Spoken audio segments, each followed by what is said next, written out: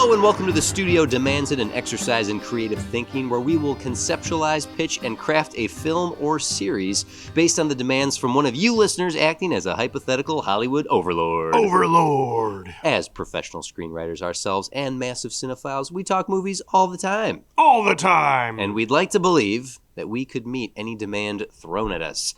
We will be your screenwriters for this episode. I am TC DeWitt, and joining me, as always, is Jim Tantalus Berzelic. Oh, Tantalus. We were talking Greek mythology, and I got a hold of your birth certificate, and I saw that. And you saw it. That you have a Greek middle name. Yeah. You don't strike me as Greek, but Tantalus is your middle name. Mm-hmm. Do you know the myth of Tantalus? I don't. Oh, okay. I'm thinking about there's a sentence you say every time that only now just occurred to me. Yeah. It's actually the first half of a sentence because but it's your introduction. You say I am TC DeWitt. Yeah. You say a bunch of letters and then wit. I am TC DeWitt. Yeah, I do. Yeah. My name's a bunch of letters. Your name's a bunch of letters too. I know, but they're not. It's not pronounced that way. Right. Do I need to put more? I am TC. No. It occurred to me. Like you could write it out as. I could just lose the E in my last name. You could write it out as imticked. Well, I'll tell you. Trying to explain my whole life as because I have initials as a name. The amount of times people have called me the wrong name. They've written your name as TEESY. Tees. A lot of TJs, RJs, JTs, CJs. Like, RJ? Yeah, not even close, right? No. So tell me about Tantalus. Well, it's sort of like so. We're gonna jump back and forth. We'll do it all the time. Yeah. We'll do that. So Tantalus is when someone describes a scenario in which they keep nearly getting something and then having it snatched away from them. Tantalizing. Right. That's the root of the word tantalizing. Yeah. But when people describe that scenario of, I'm so close to getting something that's taken away, I'm so close to getting something taken away, people call that a Sisyphean task. And that's incorrect. I'm just saying when people use it incorrectly, it gets under. I'm pushing my glasses up. I know, because you wouldn't make the mistake of misinterpreting a Sisyphean task. You wouldn't do that. Trying to explain people that my name is TC feels like a Sisyphean task. But yes, that is a Sisyphean task. But having something close to getting something to have it snatched away is not Sisyphean. That's Tantalus, because Tantalus was a king who was, for his hubris, was punished in the underworld to be on an island surrounded by water and fruit and food and wine, and every time he reaches for it, it dries up and goes away. So he's never able to have what he wants. It's being offered something glorious, like a reward, and it vanishes every time as soon as you reach for it. Sure. So like a Sisyphean task is different because that's like an endless. That's doing something and having the fruits of that labor. Using fruits that mixes it up too much.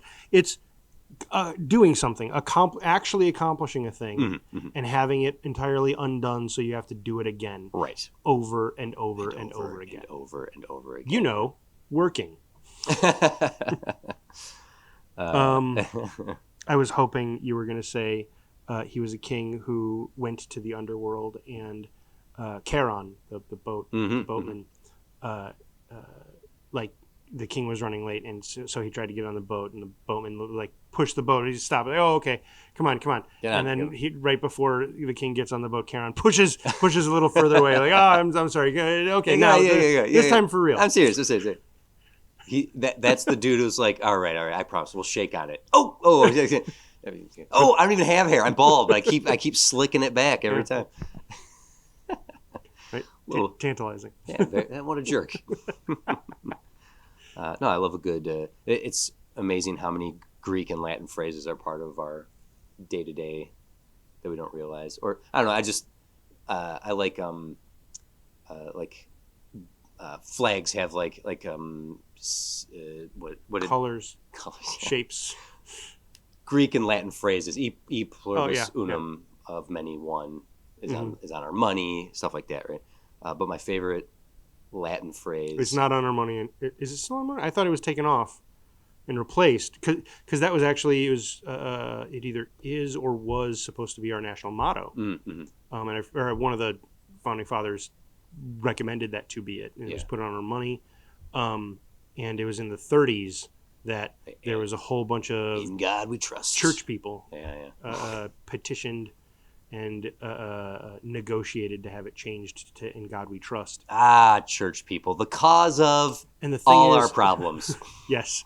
And the thing about that is, like, that feels hypocritical to me because they also, like, money is the root of all evil. Like, I that is in the Bible, right? Like, I would put more money on it being Shakespearean. Oh no! Yes, I think you're right. That is Shakespearean. I get those two mixed up. Yeah. It's you know what? I'm wrong. It is biblical. Ha! Money is the root of all evil. Originates in the Bible. Timothy chapter 6, verse 10. And by putting that we trust God on our money, kind of mixes those in such a way that it is sacrilegious. Yeah. So we should go back to the communist-sounding, foreign Latin-sounding E pluribus unum phrase. My favorite Latin phrase is "I hear, I see, I learn." Do you know what that translates to? What? Audio, video, disco. Oh, nice. Yeah. Oh crap! I saw a similar one. I'm forgetting what it was. It basically translates to Disco Inferno. So, well, discovery would be learning, and inferno would be fire. So, would that be learning through suffering? Oh, I think it was. Actually, I think it had to do with the root of science. Disco Inferno would be discovery through fire, discovering through suffering. Disco Inferno. Oh, there you go. Yeah. Yes. Greek and Latin phrases. It was the internet told it to me, and here I am butchering it. Good job. That's what the internet is for. Read a headline and say you read the article. And shitification. And shitification. Okay, let's get to our demand for today, Jim. Our listeners have given us demands from studios literally all over the world, and you listening right now, seriously, you can send us any demand you'd like, and we will have to meet it right here on the spot. And no choice. We will pull it from a hat, a virtual digital hat. Yep. No matter how many times we say we have looked at these ahead of time, we did not. I mean, okay. I've been clear about this. I've been keywording our demands. So actually today, let me just say, you send in your demands. If we do our job right, when we finish this, we'll have a script that meets or exceeds the demands, and that might be the movie that is greenlit by our listeners at the end of the season for full production. Thank you to everyone who keeps submitting. I keyworded Acolytes. Sure. So Andor is about to come out. It will have or is about to drop when this episode drops. And very excited because Andor is peak Star Wars in so many senses of the word. P-E-E-K and P-E-A-K. Yeah, I cannot stop looking away. I'm so interested, curious, fascinated. And P-I-C-Q-U-E. So today's demand, knowing that we wanted to do a Star Wars, we had a little conversation about this because we've had a lot of fun doing Star Wars already. We've done 3. We did Book of Boba Fett, Volume 2. We did our Episode 10, which we are still very proud of. Acolyte obviously borrowed some ideas from us. Yeah. And we did the Droids story last year. So a little nervous about coming to this, and I pitched Acolyte. I was like, I'm sure we have an Acolyte demand. Boy, did we, Jim. Oh, boy. Today's demands come from, I want to make sure everyone gets credit here. Holly at Woodja Studios, could you fix Acolyte? Oliver at Belts Off Productions, my studio demands you take all the potential of Star Wars Acolyte and make it better. Akash at Kapoor Studios, take Star Wars Acolyte and make it actually good. Matt at Taco Tuesdays Studio, easy demand, redo Acolyte. Okay, but the demand we're actually going to do here is from a familiar name. I don't know, you're probably not going to remember this, Jim. This is from Ro at West of Westeros Studios.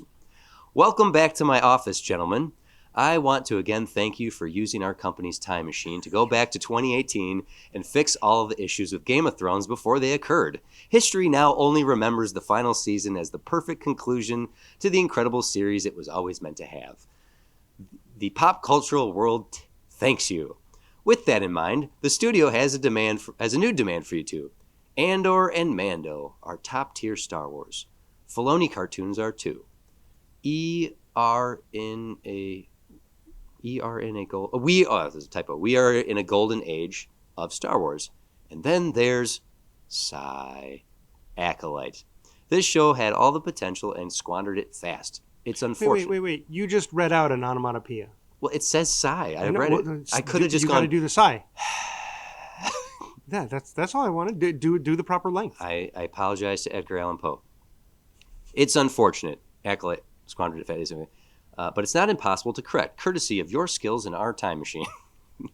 We are fighting up the Wayback Machine. No, we're fighting it. We're fighting up the Wayback Machine. And we demand you have to fight a Minotaur to get to the time machine. Never mind. We demand you go back to 2023 and fix Acolyte. And like Game of Thrones, keep as much as possible of what does exist while expanding and subtracting. So keep what's there, but expand. I think I understand what Ro's saying here. Okay, Jim, the demand, as expected, courtesy of many of our listeners, is to fix Acolyte. Okay. This was a toss-up. I assumed we were going to get one of two things. Do a second season or fix it. Mm-hmm. We got fix it. Mm-hmm. Okay, so Jim, Acolyte. In preparation for this, we did do some homework. Yes.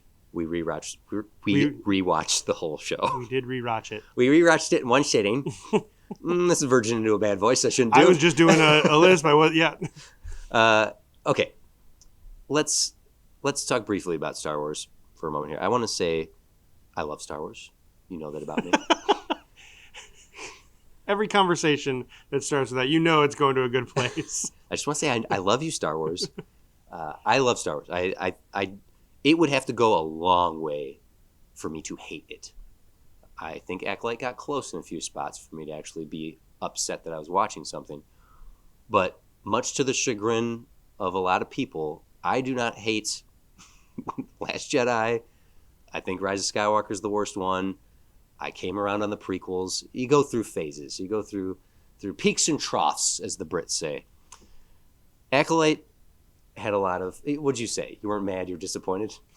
Yeah. There's a point where I was watching it, and it just felt like, I'm right, like a parent. Yeah. I'm not even mad. I'm just disappointed. Yeah. So I don't think people who listen to this show would expect us to just sit here and just rip this thing a new one. We're not going to do that. When we come in, and even something like what we did with Statham last episode, we were dissecting what we felt was incorrect for a Jason Statham movie. We were poking at a working man, and but I don't know. I'm sort of reiterating things we've said before. We're not here to just like we're not gonna and we're not gonna throw out even not just because the demand says it. We're not gonna throw out everything they did and start and just do a whole different thing. No. Like this should have been about Mara Jade. Yeah, no. Right. Yeah. So with that said, let's discuss Acolyte. Now I know we've done this before when we first watched it. Some of our grievances. Rewatching it again, I think the stuff that works still works. The fight sequences in the show, they clearly put the most effort into those. The biggest problems is that they spent so much time getting to each one. Right. If it was like just a lame duck story that was just chock full of fighting, mm-hmm. I think it would have been at least a whole letter grade better. Well, yes. So let's start there before we dive into this and start rearranging things.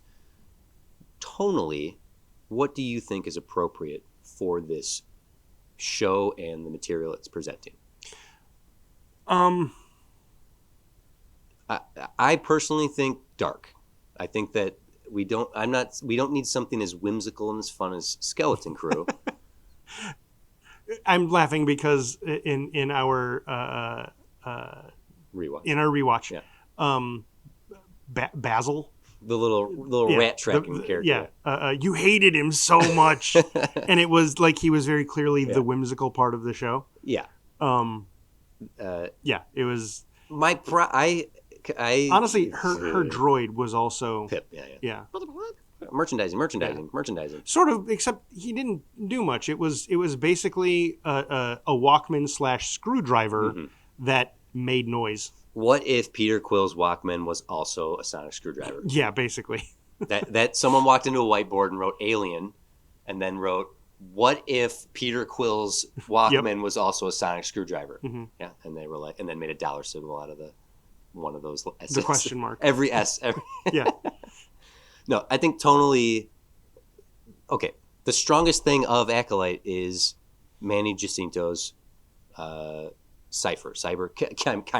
Yeah. The dark Sith Jedi. I'm realizing something. I kept referring to him by what I thought was his good place name. Mm-hmm.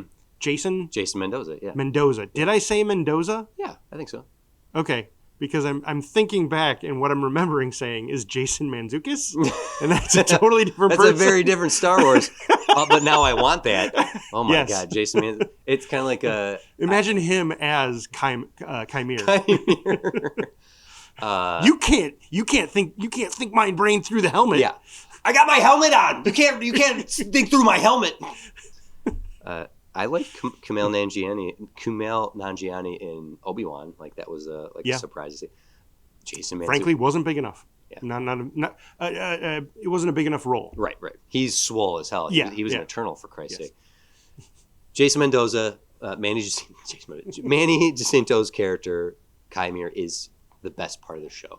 And Absolutely. The saddest thing is we'll never get to see him play this part again. Yeah. Because the show didn't do well. Yeah. Well enough that they were like, yeah, let's keep committing to this. Honestly, this goes to a different conversation we had about like, no, commit to it. Commit to 3 seasons. Even if that first season was not what you wanted, go the distance on this. You had a plan. But that's not how networks and studios make it. Don't be Fox. Don't be Fox. Don't be Fox. So, do you agree going more towards the darker nature of this? Yeah, because thinking about the themes they were trying to do, it needs to be, at the very least, it needs to be more serious. Right. Okay. Because I'm going to bring those up now. A lot of the themes that they were exploring was... So my first time watching what I walked away with is, they're wanting to show that the Jedis aren't always good. Mm-hmm. And I was like, nah, I don't care for that. Right. This time watching through, I saw it was a more subtle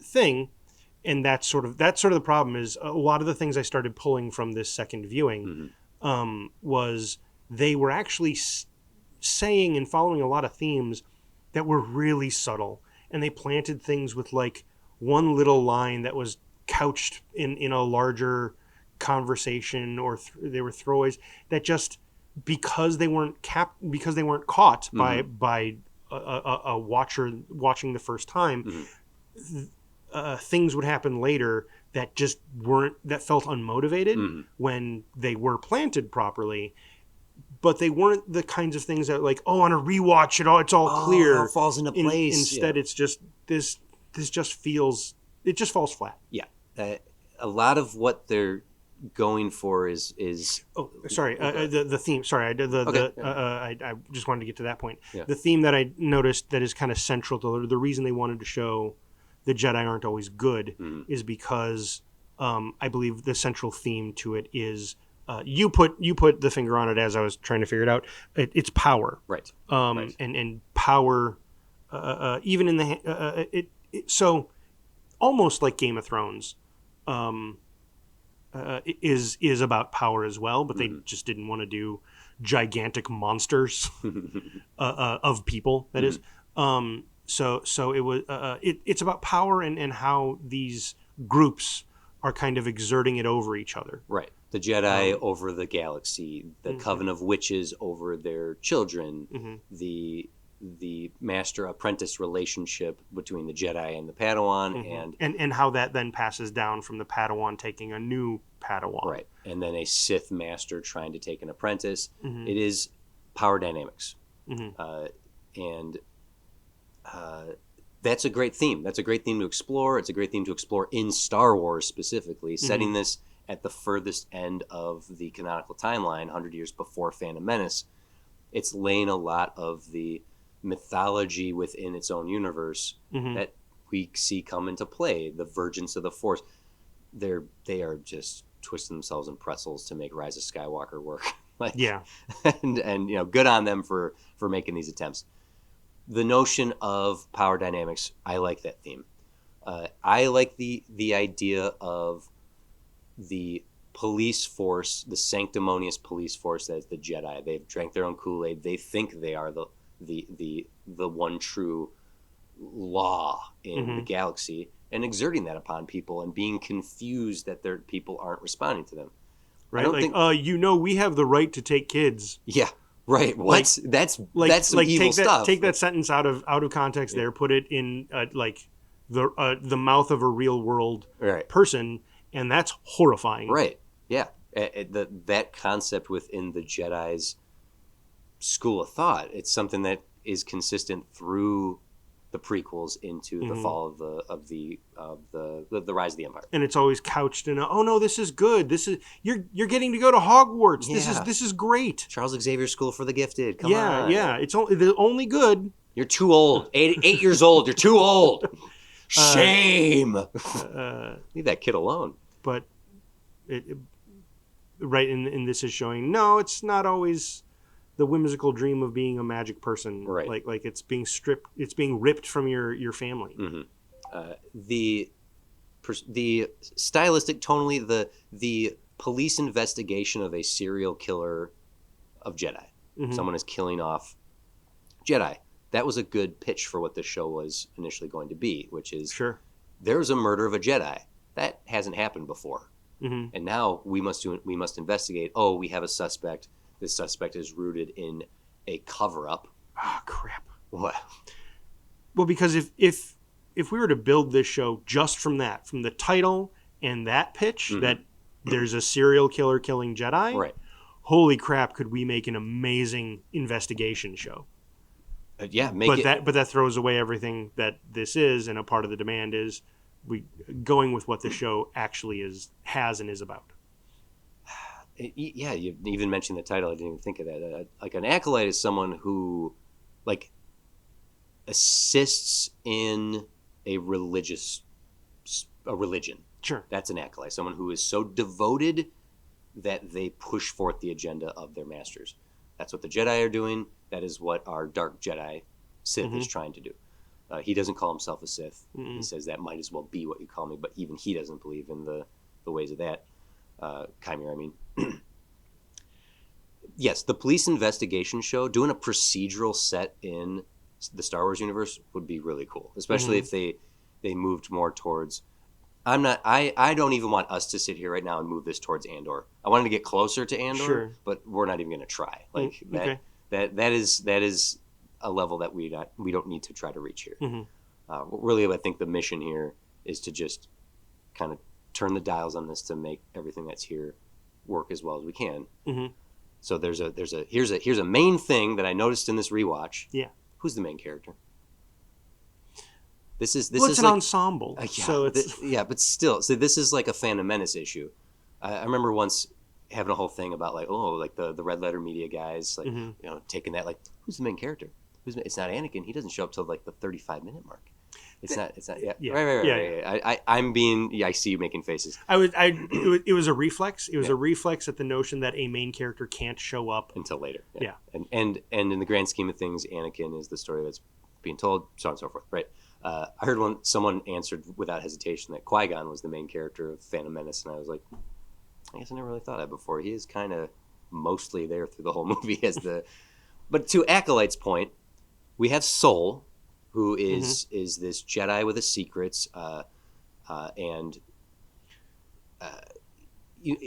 he could be the main character, but it seems more that Osha is supposed to be the main character. May is this, like, you know what I mean? Yeah. Like who's I think Osha is the main character. Yes. But Soul spends most of the time giving us what's actually happening. Right. So then I think one of our first decisions is, do we want Osha / May to be our main point of view character for the whole series?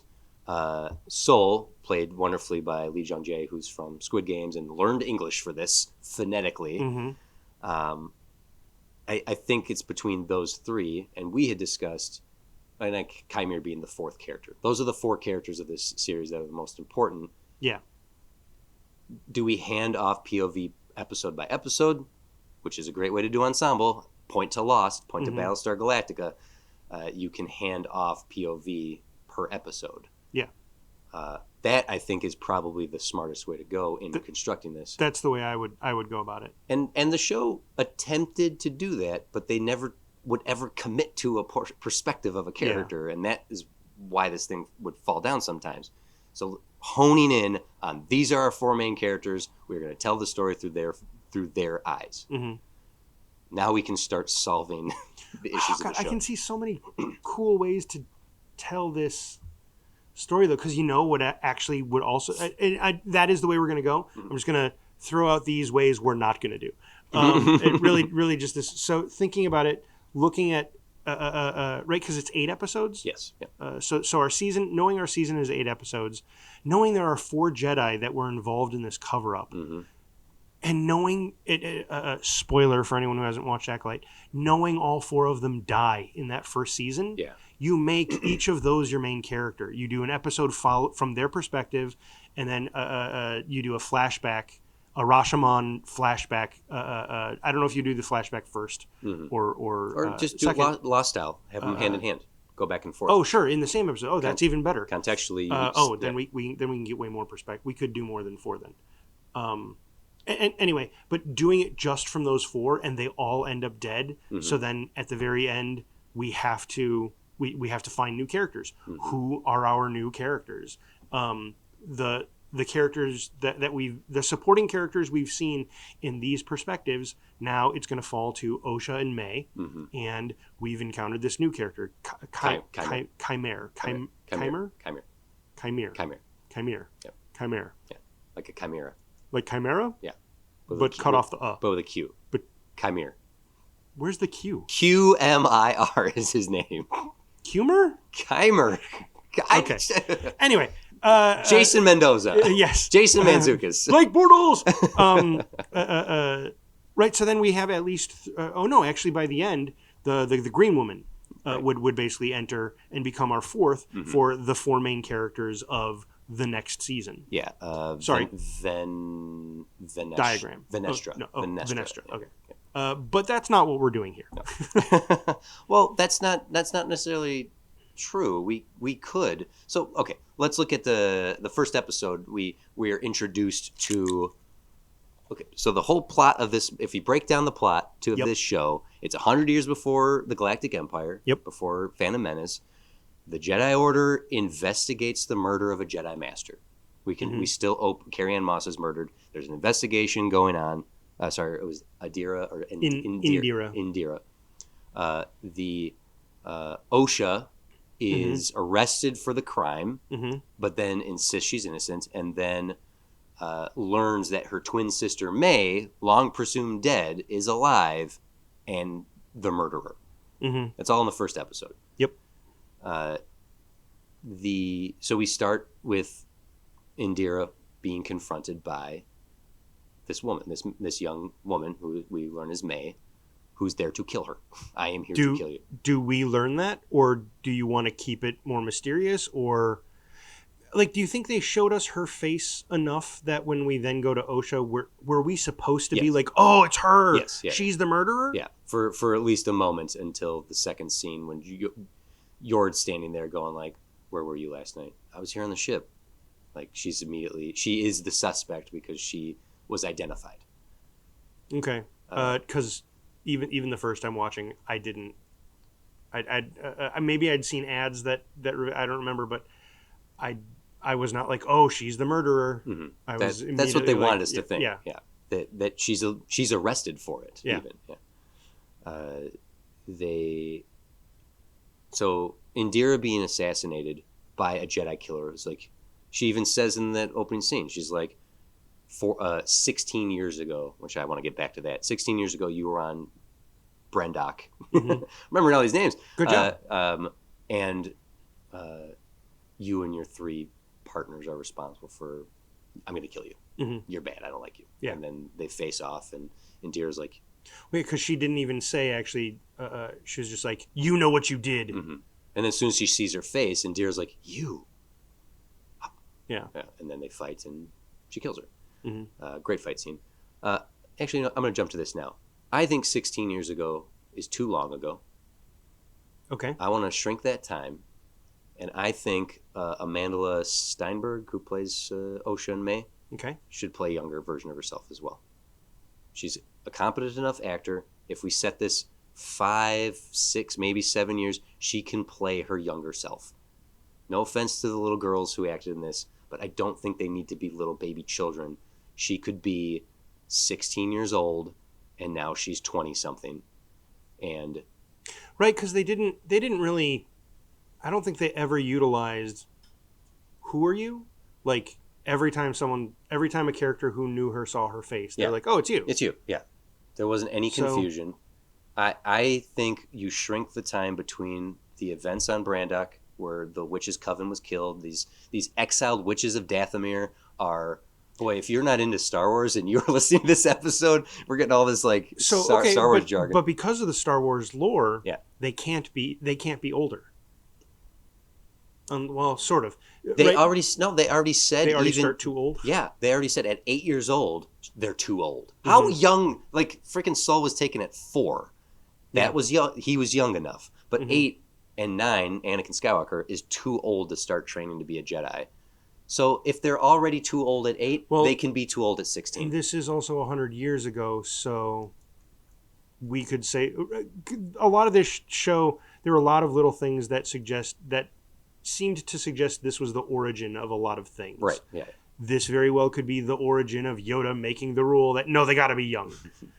It can be, because bringing in a teenager who then becomes a 20-something and leads to all this nonsense. Yeah. Works just as well as an 8-year-old training to come back for revenge 16 years later. The main reason I want to do this is to give Amandla Steinberg more time on screen, showing how good of an actress she is, and it solves a problem that exists in Phantom Menace. The initial concept that George Lucas had was that Anakin was a teenager, not 9. Oh. He pivoted to a 9-year-old to appeal to the 4 quadrants. Gross. So it makes sense. He also decided on Ewoks being teddy bears. Right. So I think having May and Osha be middle schoolers, 16 years old, that's high school. Having them be 16, and having it be 10 years later. Yeah.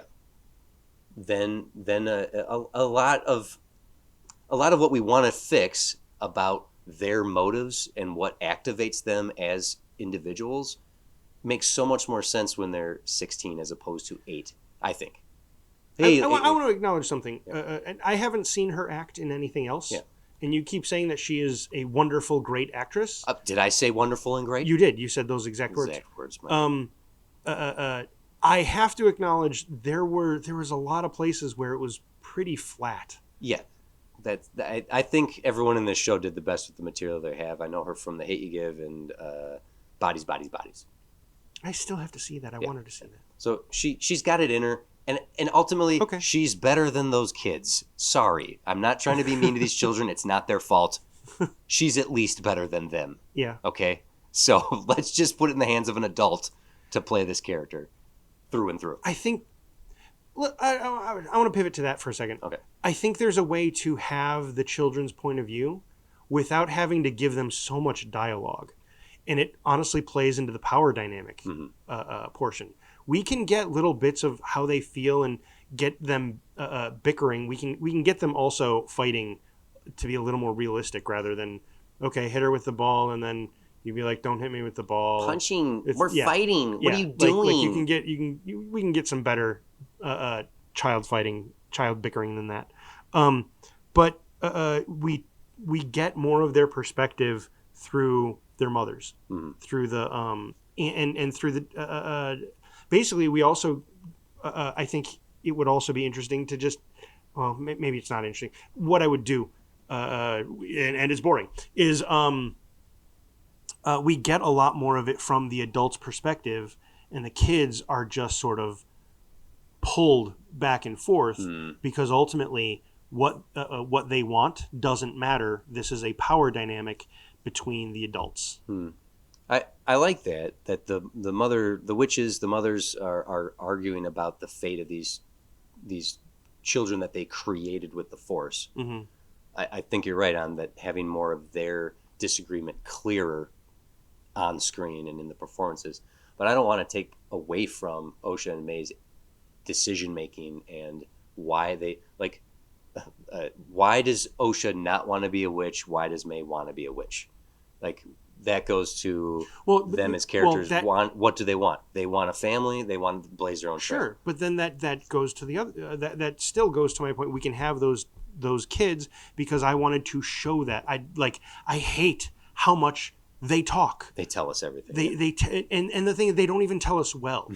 Osha's wanderlust comes out of nowhere. I was coming up with far-fetched reasons as to how and where she got knowledge, even knowledge of the Jedi. She has this triangle book that she just imagined up. She just has the Force told her. The Force told her to write this stuff down, and now I want it. If that's the case, that's terrible. Yes. I have a pitch for that as well.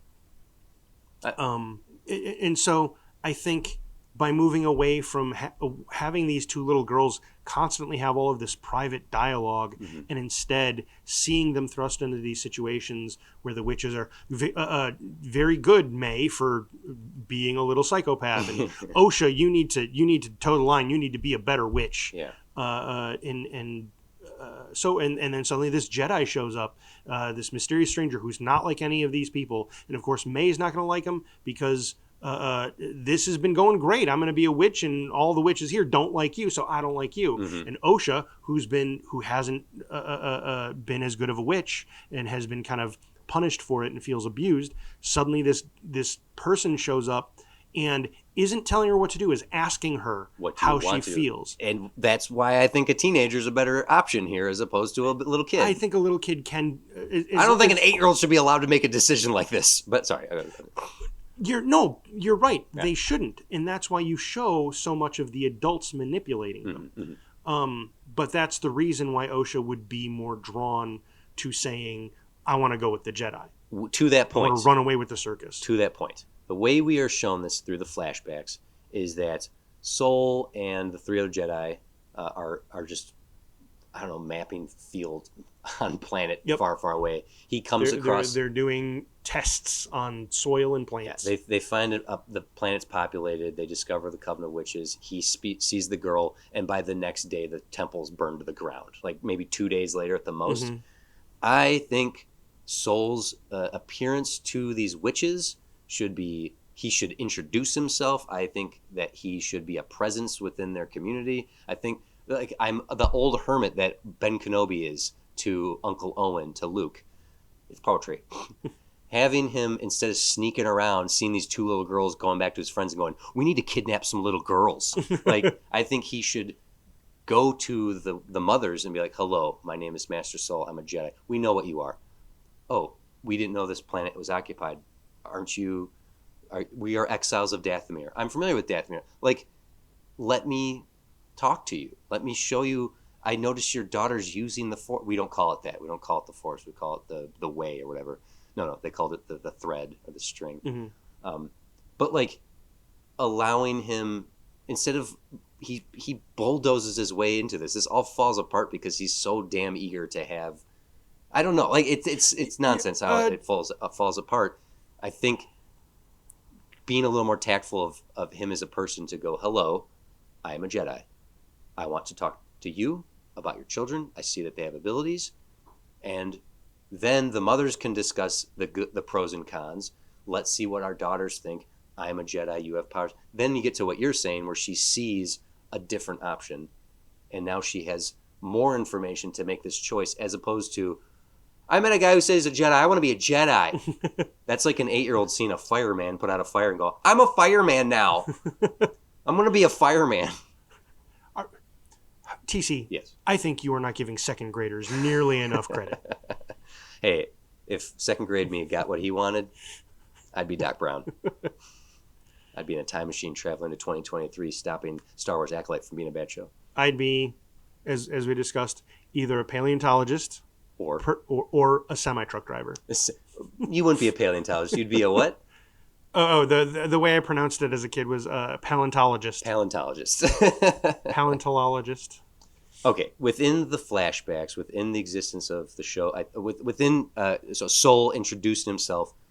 I'm not saying my big swing would be make this a active community planet that has multiple races and people and markets and a whole ecosystem of society, that he is a Jedi presence on all the populated planets, and that's changing a lot of what's there. I don't want to do that. I don't want to do that. I'm saying that's if I could just go from square one. Sure. I like the idea that these are witches trying to hide. Mm-hmm. Now that I think about it, that's pretty. Oh no, it was an abandoned facility. That's right. What if the reason the Jedi are here is because at one point they talk about because they want to do tests. They talk about the girl's M count. Yeah, don't say it. Don't say the word. Can't say the word. People like get mad. It's too big and cumbersome, so we just say M. M count. But like the Jedi can sense the Force, the M count from like distance. And by distance we mean like space distance, right? Not necessarily saying that someone detected them from Coruscant, but if there was maybe like, oh, we noticed, here I go, midichlorian. He said it, guys. Spike. Yeah. Over in this sector, the planets are on this star, or something like that. We want to send a team to investigate. And so the reason they're testing the soil and the plants is they're looking for midichlorians. And that's the whole reason they're there. That's the whole reason they're sniffing around. They sense the Force on this planet that has been it's not occupied. Like, it's an unpopulated planet. So they test the soil, test the trees, test the creatures. Where is this coming from? And then, oh, lo and behold, there's a coven of witches here, Dathomirians, who are using the Force. And I saw they had kids. And those kids are what I'm drawn to. I feel the Force within them. Something. I know that's not super specific about how the episode would go, but that would be my pitch for how or why they're there, rather than just, we're just looking at dirt. Well, lo and behold, because it's there already. They were drawn to this planet for a reason. Let's just explain it. I know we talked about too much talking. Well, my guess is the attempt at subtle storytelling also was, it might even have been meant to be like, the Force is what drew them together. Yes. There's that's super passive, right? That's not. It's not that it's bad storytelling. It's not active storytelling. Like having characters motivate themselves to go to a thing, or if it's going to be an accident, when they meet, it has to be way bigger and way more of a problem. Well, I mean, it's going to be that big of a problem anyway. If he is out there training, like if Soul has gone off to do some testing with an animal, and he like does some Force thing, and then from the bushes the little girls are like, oh, we saw a man using the same powers our mother uses. Now we have all these questions. Sure. Because Soul was drawn to these girls. He believes that they are meant. At least Osha is meant to be his Padawan. He's like, the Force is calling me, that we need to take this child to train her. There's got to be a nicer way to say all this. The Force is calling me. I think of it, actually, if you think of it like a cop show, it's really clear what's happening there. Some police are investigating an area just for whatever reason, and Sol is he's the go-getter cop. Yeah. Indara is the veteran. Mm-hmm. The Wookiee, can't remember his name, Klandathu, is he's the big guy. The big guy. There's always a big guy who carries either the battering ram or shotgun. Kilnaka.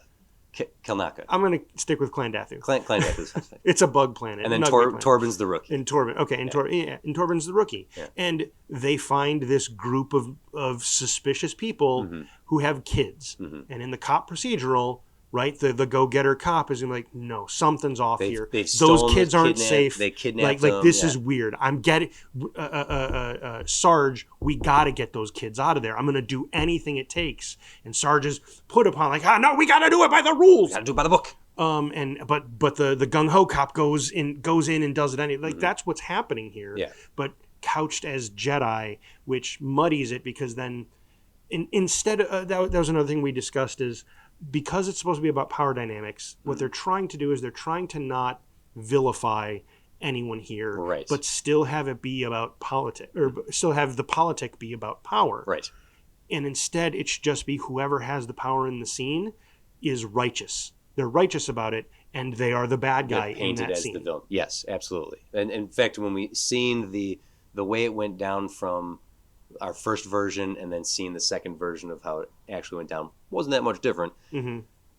Let's keep talking chronologically here. We're going to do these events. We're going to unfold this show chronologically. His desire to train them, to save them. These little girls are in trouble. What gets us to two things. That Osha is like, I want to leave. I don't want to be here. Mm-hmm. That's in the text we have, but we need to motivate it better. Yeah. Again, why I think a teenager is better than an 8-year-old for this. To be like, no, I've been here. I've done everything. I've gone through the training. It doesn't feel right. May is so good at it. She's clearly better at me than all of this stuff. Look at the way she can fight and I can't. I don't want to be here, Mom. I want to go. I want to leave. If this is an opportunity for me to see another place, another planet, another way of life, please let me have it. And then the one mother is like, okay, I'll talk to your mom. Maybe we let you do this. Like, trusting her kid to see that, like, yeah, you can go. And the other mom is like, no, she has to stay. Yeah, you're right. You can fight me. That's delivered better by an older child. Because at 8, it sounds petulant. At 16, it's like you are getting old enough. Even 12. Yeah. Just a little bit older allows it to have you have a little more experience. You've been through much more. I can trust a teenager. In this case, I can trust a teenager. But then so the character turns that we don't get to see in this show, which I don't know if we would have time to fit them in our rewrite here, is those middle years. We just talk about them. We don't see any of them. We skip ahead, yeah. And I feel like Osha's arc is important. Like, she wants to get... It's not even that she wants to see the galaxy or be a Jedi. Mm-hmm. She wants to get away from these witches who keep picking at her and pushing her and telling her what to do. Mm-hmm. And they're mean to her. Mm-hmm. They're nice to her sister. And her sister is sadistic about it. Like, she's like, she not always. Sometimes she's nice. Sometimes she's like, oh, when we're alone, it's calm and it's nice. But then the moment that they're there, it's constantly poking and prodding and preening. Like, honestly, it goes to you had pointed out the scene where their hair is getting done. Yeah. Like, these two women doing their hair is entirely pointless. And I said, well, it keeps them still for this dialogue to happen. Yeah. But even that could have been motivated better if this were to be the direction that they were, like, were you to try to build it. May's maid is doing her hair nice and it's going well, and the other keeps pulling at Osha. Sit still and doing stuff like that. Yeah, just show that Osha, and that's why I don't think it. You don't have to go. You don't have to go older to show these things. If you show that Osha is unhappy, you can do that without necessarily doing that. Right. I won't keep pushing the teenager point, but I because, well, from a practical standpoint, I'm now imagining that actress now playing young. Mm-hmm. Like, I don't think we can get her to middle school age. No. We can't get her to like 13. Right. So 16. But the thing is, so now then if we fast forward to the age she's is in the show, 24, 8 years, if we even push it to 26, 10 years, she's not going to look different enough. I can point to a bunch of examples of older people playing younger. Yeah. Catch Me If You Can. Leonardo DiCaprio played 14-year-old Frank very well, and it's all about hair, makeup, posture, and performance. And I believe someone like even I'm not saying she's the most amazing actress in the world because I have very little support that with. Let's move on. I don't want to harp on the age limit too much. Yeah. Other than the fact that it just makes more sense for someone who's a teenager to be trusted to make this decision as opposed to a literal child who has no leg to stand on. I got so much more to say. Go ahead, you can keep going. It's because it shows the power dynamic as well, because it's not about what the children want. It's about who's going to win this battle of wills, or even literal battle. That to me is the more interesting the more interesting tale here, rather than and that these two girls are thrust into their scenario rather than it being chosen by either of them. Well, they're still being thrust into this. No, you're a witch. You can't leave. Like that. All that is here already can still happen. It just is supported more by a couple extra years of experience that validates their choices. You went right back to it. Their choices, and I'm saying no, they have no choice. That's the difference. They can be older. They're 16. Cool. I'm not trying to win this. Makeup artists do an amazing job. They can make her look older. Jim is satisfied. That's fine. The fallout of this attack: the two girls fight, whatever age they are, and one of them locks them in a room, and the other one starts a fire. Then the whole place burns down. Based on what we actually see happen, she starts a fire. The Jedi show up to take these girls away. Now we have to take them right now. Tonight. Tonight's the night. Oh, and all the witches team up to attack them. All go inside of a Wookiee, and then Indira kills them all with mind powers. Yeah. And then the coal built, clearly the flammable rock. Yeah, the whole mountain was made of coal. Burns down, and May and Osha are on a bridge that collapses, and Sol can only save one, so he chooses Osha. May falls to her death down a pit. Classic Star Wars, she will survive. And then they say, you're going to train as a Jedi, we're taking a Coruscant. And Indira, much to her chagrin, has to just say, all right, we'll cover this up. Yeah. That is stupid. Yep. How do we make this work? How do we have those girls have a fight, the fire start, the witches die? This cover-up needs to be better. Let's start with the fire. So the fire starts. What do you think about our Jedi? I don't know why they... maybe it is just Sol pushing and pushing and pushing. Like, no, we gotta go. We should go there. We should do something. I just feel that and his feelings, whether they're real, whether the Force is actually guiding him, or whether he's just taking circumstances and validating it, kind of keep happening. And so Indira's like, okay, we'll go the next step. Like, and they get outside the mine, the temple, and they see the fire in the room. The room is torched, and they're like, oh crap, it's on fire. I know we're normal police, but let's be firemen. We need to go in there and help and save save those girls. Yes. You mean all of the people? Yes, that's what I mean. Yeah. And so that's why they go in. The witches are notified that, hey, these Jedi have just busted into our place. They don't know there's a fire. Right. So they're all like, get out. Okay, fight time. And the Jedi are like, no, where are the girls? There's a fire. Oh, like just chaos. Chaos miscommunication, ensues. Chaos. And too fast. Too much too fast. Yeah. Like that ends up justifying a lot of the craziness, all the way down to the girls running out and the mothers being like, oh no, I'm going to do a smoke thing. And then Sol being like, no, stab. Like we could even keep all of that. I don't know that I necessarily want to, but that already justifies a lot of that. Just making it more chaotic and motivating their entry other than just we wanna. Right. Yes, I agree. Getting them in under circumstances like this makes it better. Having the women say, you were going to give us days to make this decision. What the hell are you doing here? Get out!" Like they are mad that the Jedi are even encroaching on, like crossing the threshold of their temple. So having them attack them, having Torben, our young rookie Jedi, kind of fly off the handle, like if he gets the first mistake, he pulls his blade first, and they're like, "Kid, no!" And it's already escalates. They're already mad, and his I just want to go home. I don't like this. Like he's the not trigger happy, but he's a little too quick to pull the weapon. That sets them off, and then it's just a matter of offense defense happening, really, and each of them killing someone of importance in this. Absolutely. I still think it should start with Soul killing the mother. I think Soul killing the mother has to happen. At least one of them. Sure. But I think Torben getting a kill and Kai, what did you call him?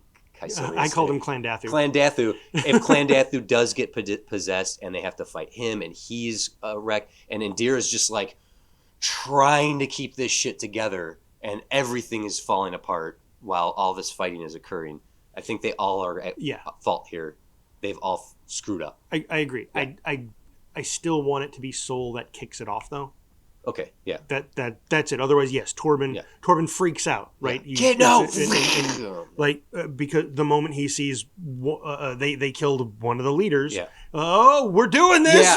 Yeah, right? There you go, and so he starts laying into them. And then we get to have a real fight, not just a Wookiee versus 3 Jedi. We have a real oopsie daisy. We get 50 Force switches fighting 4 Jedi. And they're just panicking, and there's no room for communicating with them because they're just pissed. Yeah. We have a kid who went crazy. The Wookiee's possessed. Indira's like, I'm too old for this shit. And you know what? I don't know if from there, that can actually be what starts destroying the whole place. They're battling. It's a battle. That I still think the fire happening, but like them destroying the place is great. Yeah. Yeah. And having a Soul kill mother, the one mother, Mama, and the one little girl witnessing it. Did she witness it? Did May? May witnessed it. So then, when everything is really going south, like May sees it, Soul has done it. Wait! He chases after her. May tries to get to Osha. The bridge collapses just as Soul shows up. There's the 2 girls. He tries to save them both, and he chooses Osha. And May falls. I have a dumb idea. Go for it. And again, this might be moving too far from the show. What if Solo only ever sees one girl, and it's not until he has to make the choice that he realizes there's 2? Does that play out? Does that work? I don't think about like unfolding that. He knows this little girl exists. Talking to the women, we don't test them. Or do we test them? Well, we in this case, we wouldn't. We wouldn't. Okay, good. We just bought ourselves some time by not having that whole sequence. Never mind. It was just a thing. A thought occurred to me. I'll keep that planned, but I think even if he doesn't know up until the point of choosing one of them to save and the other one dying, then when there's a murder running loose, then. Yeah, it could work. Yes and no. I don't know. Yeah. But he rescues them. The temple's crumbling down. Indira gets everybody out, gets them on the ship. They have the little girl. The temple crumbles. All the witches are dead. And not from a singular get out of the brain. Yeah. Like they just flopped over and for as cool as all the fights are in this show, that one was off. That one was not great. Having the building crumble around them, some of them die under the building crumbling as well as fighting the Jedi, and they are just flying their ship back to Coruscant with this little kid, and they're like, what just happened? And Dara's like, this is what happened. This is the cover-up. This is what we're going to tell people. Yeah. And you have your new Padawan. Good luck. Fast forward to Indara. Now, chronologically, fast forward to Indara meeting May at the bar and be like, you... Fight. Mm-hmm. And Dara is killed. May runs away. Investigation begins. Yeah. Okay. First, Yord is introduced into it. This sort of plays out as it already is. Now, here's a whole new conversation to be had. It's Yord, and sorry. To your point of missing out on those middle years. Yeah. Take a moment here with me. A season 2, we have Osha training with Chimera, and May is with the Jedi. Mm-hmm. And now we can progress their timeline in present while getting flashbacks to their time before. Osha's learning of the dark side while flashing back to all her experiences out there in the universe. With Yord. With Yord, yeah. yes, with Yord. So season 2, we actually get the whole cast back, courtesy of witnessing everything that they went through in the in-between. I like that. I like that on paper. Thank you. and also having... We just don't get Jexy. We don't get... Jackie. Jackie? Yeah. That's right. Daphne Keene's out there Wolverineing it up. But that's season 2 conversation. So in this case, Yord shows up. They have a history. Yord and Osha trained together. They were Padawans together. Mm-hmm. Yord, it's highly suggested in 2 or 3 lines right there in the first episode. Yeah. Oh my gosh, yeah. And then we see nothing from them. Mm-hmm. You made a great suggestion that I had suggested that they should have some sort of romance that budded between them that is forbidden by the Jedi. And my first reaction, as always, was but I thought about it for a second moment. Yeah. And it actually it works really well. It works so well, God, because of what they set up for Osha. Mm-hmm. Sorry to steal it from you. Go. Because she left the Jedi Order at that age when they were training together. And so if there was a budding forbidden romance and then she left, Yord gets to feel lots of different ways about this. Like, you left me. Also, you left. Also, did I make you leave? Yeah. And that's some fun stuff to watch these two characters then have to navigate now that they're thrust back together. And not to go back to our second season pitch here, because we don't want to do that, but seeing them in what we have, what exists in the current show, with that layer underneath it, knowing that we will be able to explore all the subtleties of that and answer lingering looks. I think they had a thing. We can suggest it more so in their performances. And by putting this in the flashbacks, while Osha is training with Chimera. Yep. I want it to be the thing that keeps her from fully going dark. Yep, I love that. Yeah.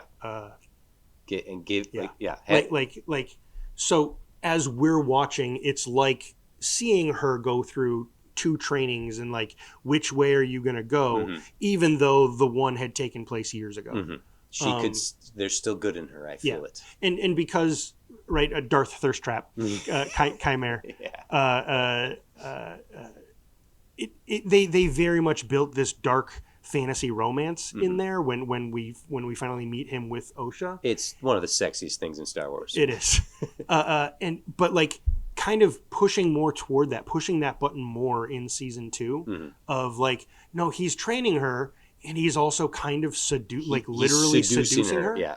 But then then cutting to these flashbacks of her with Yord and having this budding romance there be this counterbalance, so she's not falling entirely into the dark side because she has these memories of this more innocent love as well. Gosh, I think it could be really cool. And how tragic to watch that romance knowing its destiny, which is something that's really hard to balance in prequels. Thank you, Star Wars. Is knowing the end result of something and still being connected to it and still finding... To that end, I would then change Yord's death scene just slightly. Because Osha does witness it. Yeah. Have her react. Yeah. Have her scream. No! They instead went for the stunned silence. Have her scream, but also right before Chimera reaches down and snaps his neck, he looks to Osha. Oof, God. That's episode 5, right? I think so. Yeah. Yes. Episode 5, where we finally see the fight scene, the episode. The best episode of the show as it currently exists. Yeah. So, the investigation begins. So OSHA is, you know what? Actually, let's take a break here. Oh, Sorry, okay. this is a good spot. Let's take a break here. Get some messages from 6.5 Media. When we come back, let's move into the investigation and take us through the beats of each Jedi's murder. Sure. So we still have, Torben, and then Yeah, sorry I spent so long on the age. that's whatever. We are whiteboarding the hell out of this right now. I very rarely do this, but I'm taking notes for because I want to track all this. We'll come back. We'll talk about each of their assassinations, and then ultimately work up to the finale of this. Also, the reveal of Chimera as a villain. So let's take a break here. Lots still to juggle. This is going to be a doozy of an episode, but we'll be right back after these messages from 6.5 Media.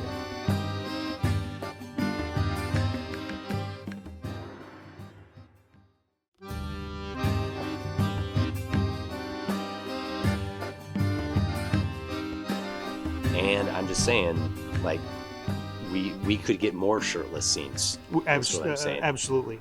He's a good-looking man, and Darth Thirststrap is the correct Darth name for him. Yes. Anyway, that's not mine, by the way. That's Melina is the creator of Darth Thirsttrap. So great name. Great name. We forgot something, but we didn't actually establish, because the characters we were going to do the perspective from. Mm-hmm. I had proposed the Jedi who are killed, but that's not what we're doing, mm-hmm. right? So we're starting with Osha's perspective for the first. If we go from the episode as it exists, right? So episode 1 is the murder of Master Indara and Osha being grabbed by the Jedi and mm-hmm. said, you murdered, mm-hmm. and then they find out that May is alive at the end, while she's getting instructions from her shadowy master, seeking revenge on the Jedi for the destruction of her witch's coven. So like, we're introduced to Osha. I think she's our main character for at least the first episode. Okay. We aside from our cold open, which is where Indara gets murdered, we are then with Osha through this first episode up until her discovering May's alive. There's obviously B plot in this where we get away from Osha, because does she? Well, go ahead. So we're not actually going to do a narrative very different from what the show is then. No, we won't. But there needs to be. I think there needs to be a tighter focus on. For example, in the Master Torben episode where they go into the temple and he's meditating. Yeah. We see May trying to kill him. Osha goes in with the Jedi. She goes off by herself. She comes in, finds him sleeping in the room. And then Yord comes around the corner. Is like, I followed her the whole time. That's a good series of events presented very poorly. Yeah. We could have watched Yord follow her. Yeah, we could have allowed the audience to have information visually as opposed to being told, mm-hmm. right? And that doesn't mean that sequence needs to be strictly from Osha's POV, mm-hmm. but as an omniscient narrator focused in on a singular storyline, or two, if May and Osha are balancing in this. Mm-hmm. May trying to kill Torben, Osha trying to is my sister alive? Mm-hmm. It's just a matter of camera choices and editing choices that hone in. I'm trying to find a way to articulate this the simplest way possible. I'm going to point to Lost season 2 episodes 1, 2, and 3. The hatch is opened at the end of season 1. The first episode of the season is Jack. The second episode is Kate. The third episode is Locke, retreading the same moments of. Yeah. But their flashbacks are all individually away from the island. They are the central character of the episode, and even in the scenes they're not privy to, it still reinforces the context of what they're going through. Sure. That's what this show needed to do a better job at. If Soul was going to be the driving force of the context of the narrative of the single episode, mm-hmm. focus more on him in the moving of the camera, in the blocking and staging of scenes, and who is speaking to him and how they speak to him. Yeah. Instead, it's everyone. Yeah. It is shotgunned across the room. Who's the focus of a scene by scene? It's like, Yord's, he's got the binoculars. Now Chimera is a kooky funny guy, and he's. Mm-hmm. This is all like craft that I'm talking, as opposed to structure screenplay structure. Yeah. So, anyway, sorry. Where do you want to jump on here? No, right back where I was under the impression we were going to say, okay, so episode 1 is OSHA's perspective, and this is what we're going to these are the parts of the story we're going to see or tell, and then 2 was going to shift. Well, it's pretty much what happens there. She is under arrest. They put her on a robot transport instead of taking her themselves. Silly choice. The ship crashes. She then Soul grabs her at the end. Like she has her jailbreak, lands on a planet. Like we are with her the majority of the episode anyway. It's just like small choices will solidify her as the POV for the episode. Episode 2 is going to Master Torben's temple. He's meditating, and instead of killing him directly, she has to guilt him into taking poison. Because she's got this edict that she has to kill a Jedi without a weapon, which she does, but it is not good enough apparently for poison is a weapon. They need to literally drop dead. Well, she does figure it out. She chokes him. That's the first time anyone's force choked anyone. She did it. Yay! Anyway, right. So, well, that order speaks to whatever the show had in mind for going forward. Well, no, I guess not. Right, because it would have been Keimer that gave her that order, but he never explains why he gave that order. Yeah, it's a lot of stupid. Like why? I know you're like, stop telling us everything, show us more, but we do need to know some things. Like, what is the test of her loyalty, embracing of the dark side? Why? If it's just kill them by any means necessary, you're going to find it difficult to do so. That's what it should be, because they're Jedi, so they're going to be hard to kill. Yeah. Like, oh, you managed to kill one with knives? That's weird. This one won't be as easy because you can't get near him. Yeah. And then she tries. She Right. tries punching him. She tries throwing daggers. She even tries kicking, and none of that works. Bubble. And then she finally does get through to him, and he's like, "I've been waiting for you. I deserve this." I'll drink Which is a little weird because she was there earlier. Why didn't he wake up the moment? Like, oh, here you are. He's a really heavy sleeper. Gotcha. Yeah, that's what it is. She gets the kill on him. May and Osha see each other. Episode 3 is the flashback to 16 years ago where we see the little kids. So before we get there, I want to talk about Keimer and his plan, his hiding his identity, and the revelation of his identity. It wasn't a long stretch to figure out it was going to be him. I remember it was like 2-3 weeks in the making. Yeah, like who could this be? Like there was a short list of people. What's his plan? Like, why is he living like a dope apothecary? And he's not actually. No. He killed the guy. And took that's his his place. cover. He's living as a hermit in a cave. And why is with a hot pot? Yeah, an uncovered pot of soup. So yes. unsanitary. What's his? He wants to seduce this Jedi, this Force user, into murdering Jedi. That's his plan. Some would call him Sith. He's very clearly Sith. His philosophy is selfishness, and he's trying to instill that in someone else because what he tells us at some point is all he wants is a pupil to pass on his teachings to. And then he immediately tries to kill his. I don't fully get it either, but that's what we are told. Right. Let's go to your theme of power. The power dynamic. He believes that the Jedi are utilizing all the power and not sharing it with people. They have decided how the Force should be used, and no one can use it any other way. He does not like, as a Sith would not like a Jedi, the Jedi's control over the power. He wants that power to be set free and check them. And what better way to do that than to pit their own people against them, seduce Jedi to the dark side, and this is his first attempt at this. He has found a student to seduce and train and turn to the dark side, and having it's perfect because it's your own sins come back to haunt you, right? Yeah. This Yes. girl, Yes. because the one he finds, this girl is someone whose life you torched, and now she's going to end you. Yeah. He found a great subject, and we don't know how he found her, We don't.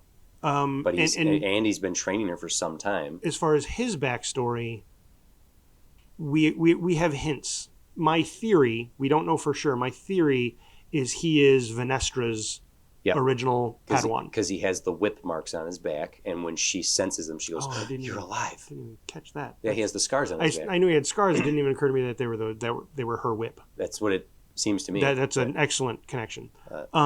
So he's a fallen or former Jedi. Yeah, and so he's looking to undo the Jedi because whatever she did to him, he blames her for.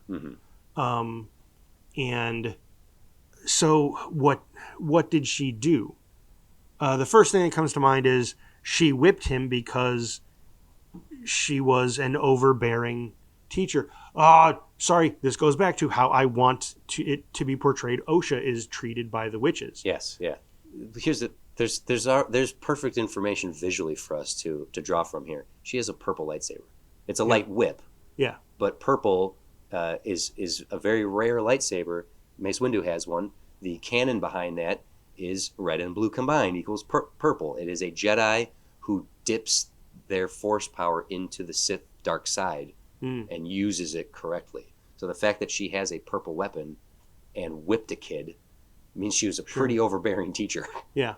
Yes, and to your point of like what the witches did to the kids, that's something that he can connect with. He's like, I too am the product of poor teachers. Yeah. That would come out more when he's teaching Osha. Right, and that is a down the road scenario. So I don't think that's something that needs to be answered here, but having the answers known helps us write the character's motivation just a little better. I don't particularly mind how Chymere's story unfolds in this show. There's a little bit of like, we need to understand a little clearly why you're doing this when you could have just done it yourself, right? Like he kills the freaking Wookiee. It's tasty revenge. Well, I don't like that at all. I don't like that. It should be May. Yeah. So he gets May to that. Torben is killed. We get a little more of that. Well, now we know for sure May's doing this. We've now verified it. And then she hits. We're skipping over the episode that does the flashback because we already discussed it. Unless we do a thing where he maybe I don't know how we would explain it. What if he's making up his own Jedi Order? Like he thinks he's making up his own Jedi Order, and so May is going to be his first un-Jedi knight. Yeah. And so to become a knight, you have to fulfill your revenge. You have to kill all 4 of the Jedi. The reason I would want to see him. I would want to see May see him kill the Wookiee, because that would basically be, because by that point, because I asked why did he do that, and you pointed out, well, because she betrayed him. Right. The betrayals in this, they're very shallow and sudden. Yeah. And very almost not motivated. But if he goes and does this, he's doing it specifically so that she knows and sees, hey, I'm preventing you from reaching the thing that you said. I'm stealing your revenge. So he kills the Wookiee, is what you're saying. Pod, do you like that? Yeah, do you like that being... Getting her there and having her confront him, so we get a Wookiee versus her fight. And in the midst of this is tough. It ruins his reveal. It was a pretty cool reveal. When he steps out of the... here's my suggestion. Okay, having her versus the Wookiee fight, and this is a problem because he speaks Wookiee, so I don't know exactly how to do this, but bear with me. That she's confronts him like, I must have my revenge. You're responsible, and he's just fighting her to defend himself and apologizing profusely. He's literally gone into exile in shame. He doesn't want. He left the Jedi Order. He's like, I'm sorry. I didn't want, it was a mistake. I'm sorry. And she's like, stop saying you're sorry. You deserve to die. Like, she's trying to believe what she's there to do until he finally just lays down. He's like, do it. I deserve it. And then she can't do it. And she walks away. And then when we see that the Soul and Yord have shown up, she runs back into hiding to find him. Go, hey, listen, I want to turn myself in. Please explain to. You're dead. What happened? Oh my god! Oh my god! Oh my god! So then we still get the reveal of Chimera. Now, we have to figure out a way to like, if she, what's the little foot thing? She snares him and he's left hanging there. Yeah. Because that happens before. When did he kill the Wookiee? I don't know. It's he pulled a Michael Myers where he got out of that and got ahead of her and killed. Having Chimera, like having him go with her to a point, like at this point you have to walk in those woods and you can only take what you take with you. You can only have what you take with you, kind of thing. And he stays behind as the little clown that he's been portraying up to this point, and just stays behind, so that when the ship shows up, like when the Jedi show up, they could find their ship and like, they're not here. I don't know. Just instead of snaring him and her like, I'm not going to do it now. I'm going to go turn myself in. And just shifting it a little bit. We get another cool fight. She realizes this isn't what she wants. She goes back to him. She leaves and then comes back and he's dead. And then Chimera reveals himself to the Jedi, just like at the end of episode 4. Would it be too much if the Wookiee kills himself? A little bit of Harikira. Yeah, seppuku's himself? Yeah, I think so. Okay. I think that... not established as a Jedi thing. Yeah, it's like, where's this coming from? I know he borrowed a lot from Hidden Fortress and Akira Kurosawa, but not that. My pitch stands that she faces off of him and ultimately can't do it. But that means Chimera was there, and I guess it makes sense. He was there watching the whole time, sees her say she can't do it, walks out of the hut. Yeah. He goes in, kills the Wookiee, leaves, and almost immediately she comes back in. Yeah. It could be established through establishing shots that some time has passed. But if she leaves the hut and works her way... But that also means we as the showmakers need to convey to the audience that she has given up her vow of evil in at the end of this fight, and by letting him live, and also that her master has seen this betrayal and is punishing her for it. I don't think we need to show that he saw it. I don't think we need any hint of Chimera in the woods at all. That she goes, she makes the decision, she throws down her weapon and says, I renounce my ways. And she walks away, and as she's working her way through the forest, that's when she sees Soul and Yord and even Osha coming. So she runs back to the Wookiee to say, please, I know asking for motivation here is so much smaller than all the times this show didn't have bigger motivations. Yeah. Why does she run back to him when she could just right there surrender to Osha and Soul? Okay, that's a fair question. Why not turn herself in? Okay, let's try. She throws down her weapon, says, I'm not going to do this, and she leaves. And she ventures back through the forest to get to her ship. Does not cross paths with them at all. They show up at the hut, and he's dead. Okay. And so we don't see May anymore. May leaves, and she's like, I'm just going to go back to my ship and tell Chimera I couldn't do it. She disappears into the forest. Then the heroes come up, and some time has passed. The heroes show up. We get a scene of like Osha talking to Yord. We get a little more investigating what happened here. Yeah. Sure. And then getting to the huts. They show up to the hut. The Wookiee is dead. So then they're like, he's dead. And then they step outside as the night is falling, and out of the woods comes the red lightsaber. Okay. So then the next episode is the fight has begun, and we get fight scene in the episode. And when May gets back to her ship, Chimera's not there. And I don't know. His reveal is in the fight scene episode, so it's fine. We don't have to bury it. I don't think we need to spend so much time. If anything, we're doing more than Ahsoka did with the masked guy who's a smoke monster. They didn't give us anything for that. When she gets back to the ship and sees, like, he's not there, and like, hey, Chimera, where are you? Come here. And then seeing, I don't know, So hearing, it's not so far away that she doesn't hear the lightsaber battle? or there's an explosion that draws her back into it, so that she runs back, and meanwhile, Jason Mendoza is just making mincemeat of these Jedi. Just, there was a massacre. So I guess that actually what works is if she leaves, she doesn't see the Jedi. She gets back to wherever all the ships landed. Yeah. And she sees the Jedi ship. Yes. She'd be like, "Oh no, Osha!" Osha, yeah, and then runs back to see the and aftermath. now she's back in it. Yeah. Okay.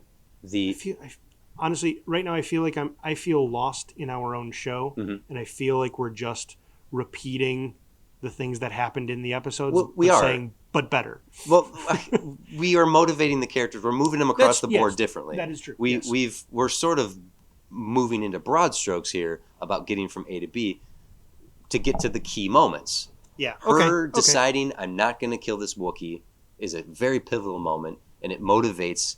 And we get a good fight scene. We get a good fight scene, yes, but it also motivates her in her character arc to say she has gone as far as she can. I see. Yeah. And now she is literally walking back. Mm-hmm. She has gone as far as she can. She's walking back, and meanwhile, Osha, without realizing it, is walking into the darkness, and she's got a lot further to go. The next big moment is Yord getting killed, and if in the episode that leads up to his episode 4 that leads up to the fight scene is Yord and Osha speaking to each other and getting to know each other. Jackie getting to know her, like that's this, like they did, but motivated differently. They have a history of romance that they couldn't have. Jackie is that way. It's more than just two lines of you shouldn't have that weapon. Well, I'm gonna hold on to it. I'm gonna hold on to it. Yeah, that's not fun. That's not cute and clever. That is lazy. Yeah.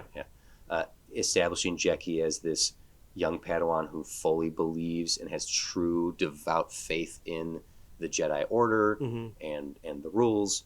And learning that Osha left. Why did you leave? Why? How could you? Why leave? would you? Why would you leave? Yeah. Getting to the next big thing is Chimere's reveal is huge, but it's more about the switcheroo. That's after episode 5 is when May takes Osha's clothes and they swap places. We need to. This is a complete change in motivation here. If it still comes down to, remember, we're covering up this massive event that May has been out for revenge against the people who killed her family. Soul in particular is her number one target. And now she's back on. That's the problem with taking her off the path of wanting this revenge. So maybe she does kill the Wookiee?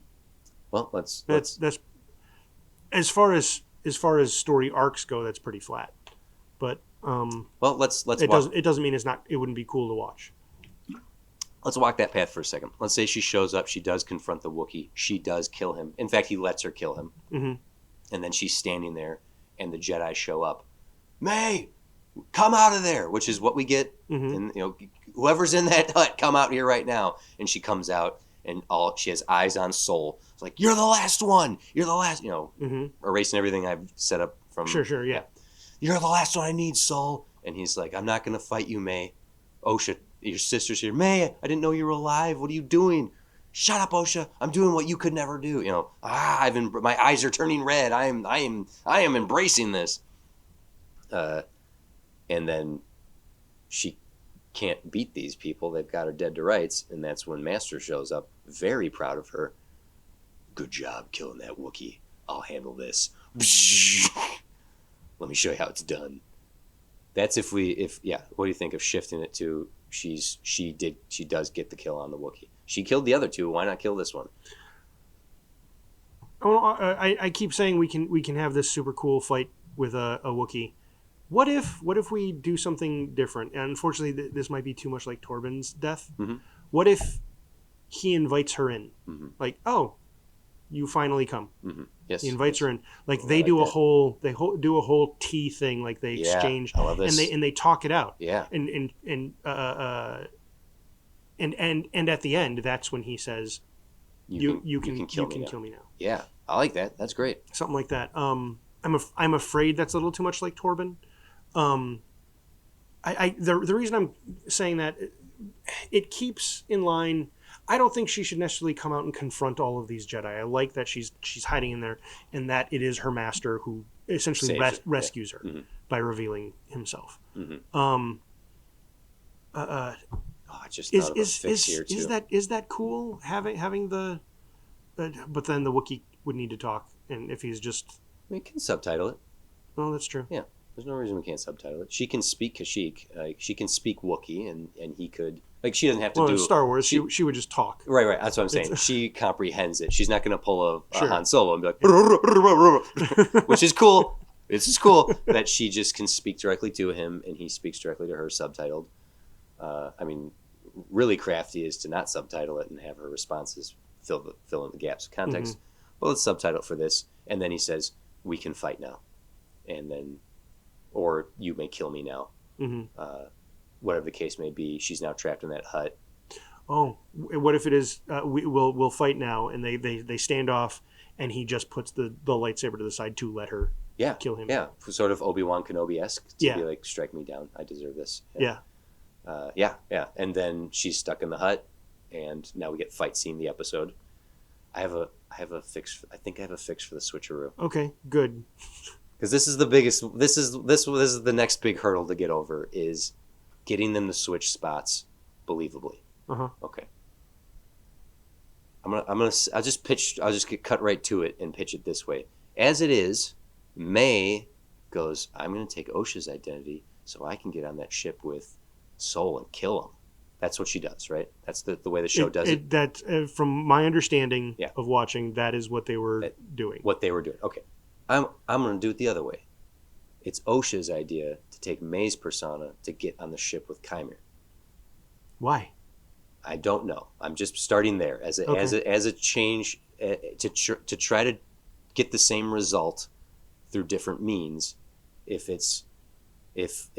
Osha is the one who switches spots willingly to save her sister, maybe this is part of her plan. I don't know. I'm just putting it on the table and see if there's anything we can do with it. What's nice about it is that it becomes rhyming poetry, in that at the end May is the one who chooses to switch, because that is an interesting notion. Right now May is the one who motivates both switches. Right. I'm going to switch to kill Sol, and also no, we need to switch and have my memory erased. Right. So if it goes this way, can we motivate this with strongly enough that it's like, good call, Osha. I don't know why you think this is good. This is a big gamble, but let's try this. The mystery of this murderer is being unraveled here. Whoa, this is a dark Jedi. The word Sith hasn't even been used in centuries, and we need to know more information about this murderer. He's going to get away. Maybe Osha thinks, okay, if I go with him, I can get more information to help stop him. Maybe, I don't know. I think in our rewrite here, May didn't have her turn of heart here in the woods to make the master Kymer turn on her, to then not turn on her. Right? Yeah. We're better. We're coming out of this motivation better. Yes, we're saying he's so proud of her for doing what she's done. You did it. Which means that to some degree she does trust him, which she would, because thinking about the way the show was, if she betrayed Kymer and then Kymer tried killing her for it, May wanted revenge, but did she want revenge so much that she would abandon her newfound sister? Clearly, yes. But to leave her sister to be found by her old master, who now wants her dead. It's why? Right. Whereas now, he doesn't want her dead, so she would trust him with her, theoretically. But you can never trust a Sith. Right. So May knows that Osha will be okay in her master's hands because she still trusts him. That's what you're saying. That's what I'm saying. Yeah. Okay. So I took the long way to get that. That's okay. No, you needed to beat it out. It's fine. So May, in a sense, instead of getting Jason whisked away by bugs, is like, here's the plan. I'm going to switch with my sister. You take care of her. I'm going to kill Sol. And when I come back, my sister and I and you will head off into the galaxy together. Yeah, I think that's a great idea, May. Do that. Because now he has a new apprentice that he can seduce. If they're in on this together, and May He's like, I'm Okay. gonna let me switch with Osha so that I can get my final kill on Soul, which she could get pretty quickly, but doesn't. Does this work? Is this I'm not sure. because it really The problem with the switcheroo is like I get on one hand I totally see how when they were pitching the and she just does like a cool lightsaber, cuts her braids, and now she's the same. Like I kind of get how that sounds like it's cool sitting at a table with other writers. yeah But seeing it happen was just eye rolling. yeah. All right, can we motivate the switcher differently? What if Chimera switches them? What if They're both unconscious. unconscious? He swaps them out, takes Osha because he'll have a new student to seduce, and leaves her. And May's like, oh man. So then when May wakes up on the ship, she's Yeah. like, Oh, and it's like, Osha, are you and then, okay? yeah, so immediately says, Osha, you're awake. She's like, what happened? How am I here? What am I doing here? Where's So they both get knocked out. He could even like freaking force grab them and like knock their asses out if he's just like and like actually just knocks them both out. And then we don't see the just like throws Osha or picks up Osha, throws him over his shoulder. Does a force switch clothes. Yeah, and switch clothes. Yeah, that would be the only other difficult part is why would this man is very comfortable with nudity. No, no, getting the switcheroo on their clothes is a little hand wavy, even as it is, and often in movies like this, like or in stories like this, is like, well, we need them to be in the guard's uniform. Oh my God! Yeah. Do you know they planted it? They planted it in like at the beginning of that 4th episode, when they said they were going to go, and Osha said, "You're not going to make me wear those civilian robes." Yeah, then they didn't. Yeah, put her in the civilian robes. Yes. So it's an easy little like poncho that you can just. Yes. There you go. Oh my God! You're gonna make me those civilian robes, are you? Put the robes on. Dang it. Yeah. So then it's easy to just put her in the tunic or the poncho, and then poncho's an easy switcheroo. She wakes up on the ship, and Soul is just like, I'm so glad you're okay. I'm sorry. I tried to get to your sister, but he took her. We're the only two that survived. We're the only two survived. And Basil. And Basil's not in this show anymore. You've cut Basil. So now, okay, yeah. Now the switcheroo has happened, and we can basically play out the Osha and Chimera pretty much as is. Like, he's like, go ahead, pick up that weapon, kill me. You don't want to do that. You have questions too. You didn't like the Jedi. You left. Why did you leave? Like, he's like already under her in her mind. Like, he's already playing his mind games with her like immediately. I don't know if our 5 studios all agree, but I like every scene he's in. That entire exchange, I don't think I would change anything. I think again he's the strongest part of this entire series. Getting to the May and Soul stuff though. She's a little like caught off guard that she's on this ship, and he thinks like she's got to put it together. Like, we don't have to ever vocalize it. She just needs to, like, even if it's just an emoting and the acting of a moment of just like, I'm here. That means my sister is with him. Well, we don't know that. We don't know what happened. Yeah, May is probably still with him. Why would he take her? Like, she's asking the question she wants to know in just enough with enough reading between the lines that we know what she's really asking. I don't know, but Master Wookiee is dead. I think we need to go back to Coruscant. There's so much more information here that this is all my fault. This is all my fault. You were too young to remember. No, I remember. No, how could you? This is where the unraveling of the cover up. Like, Soul is coming to the point of like, this. I did all this. My friends are dead. Your sister's in trouble. I couldn't save May. Like, he's at his wit's end. He's riddled with guilt at this point. Sure. And then she has the opportunity to kill him. Why doesn't she? He's right there. She could end it. She could have her final revenge right here. Could it be that she does not have the full scope of the story yet? So here, actually, I'll put the hurdle in place. the other side of this hurdle is the final battle on Brandok. They go back to the temple. Everyone reconvenes there, and fight to the death happens. So how do we get from this point to that point? The way the show did it is May just decides not to kill Sol, probably because she wants to go back to get her sister. Then why did she switch in the first place? Well, because by that, I don't remember.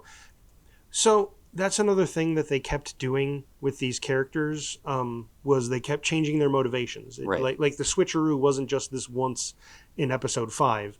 It was, oh, I've changed my mind. I want to be evil, but not right now. Yeah. It cuts out a spaceship chase and stuff like that. But what if through those questions, Sol realizes?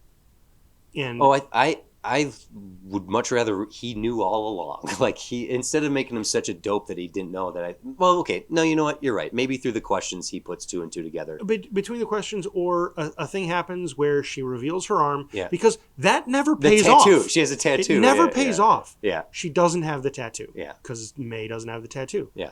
And that's what ultimately tips him off. Mm-hmm. But then he lets her lie exist. Like he doesn't call her out on it. He like starts asking her questions. So through her questions of trying to interrogate him about things, he's kind of, I don't want to say necessarily confessing, but actually maybe she is. Maybe she's interrogating the truth out of, like, even to himself, he's finally admitting out loud, I did this. This is my fault.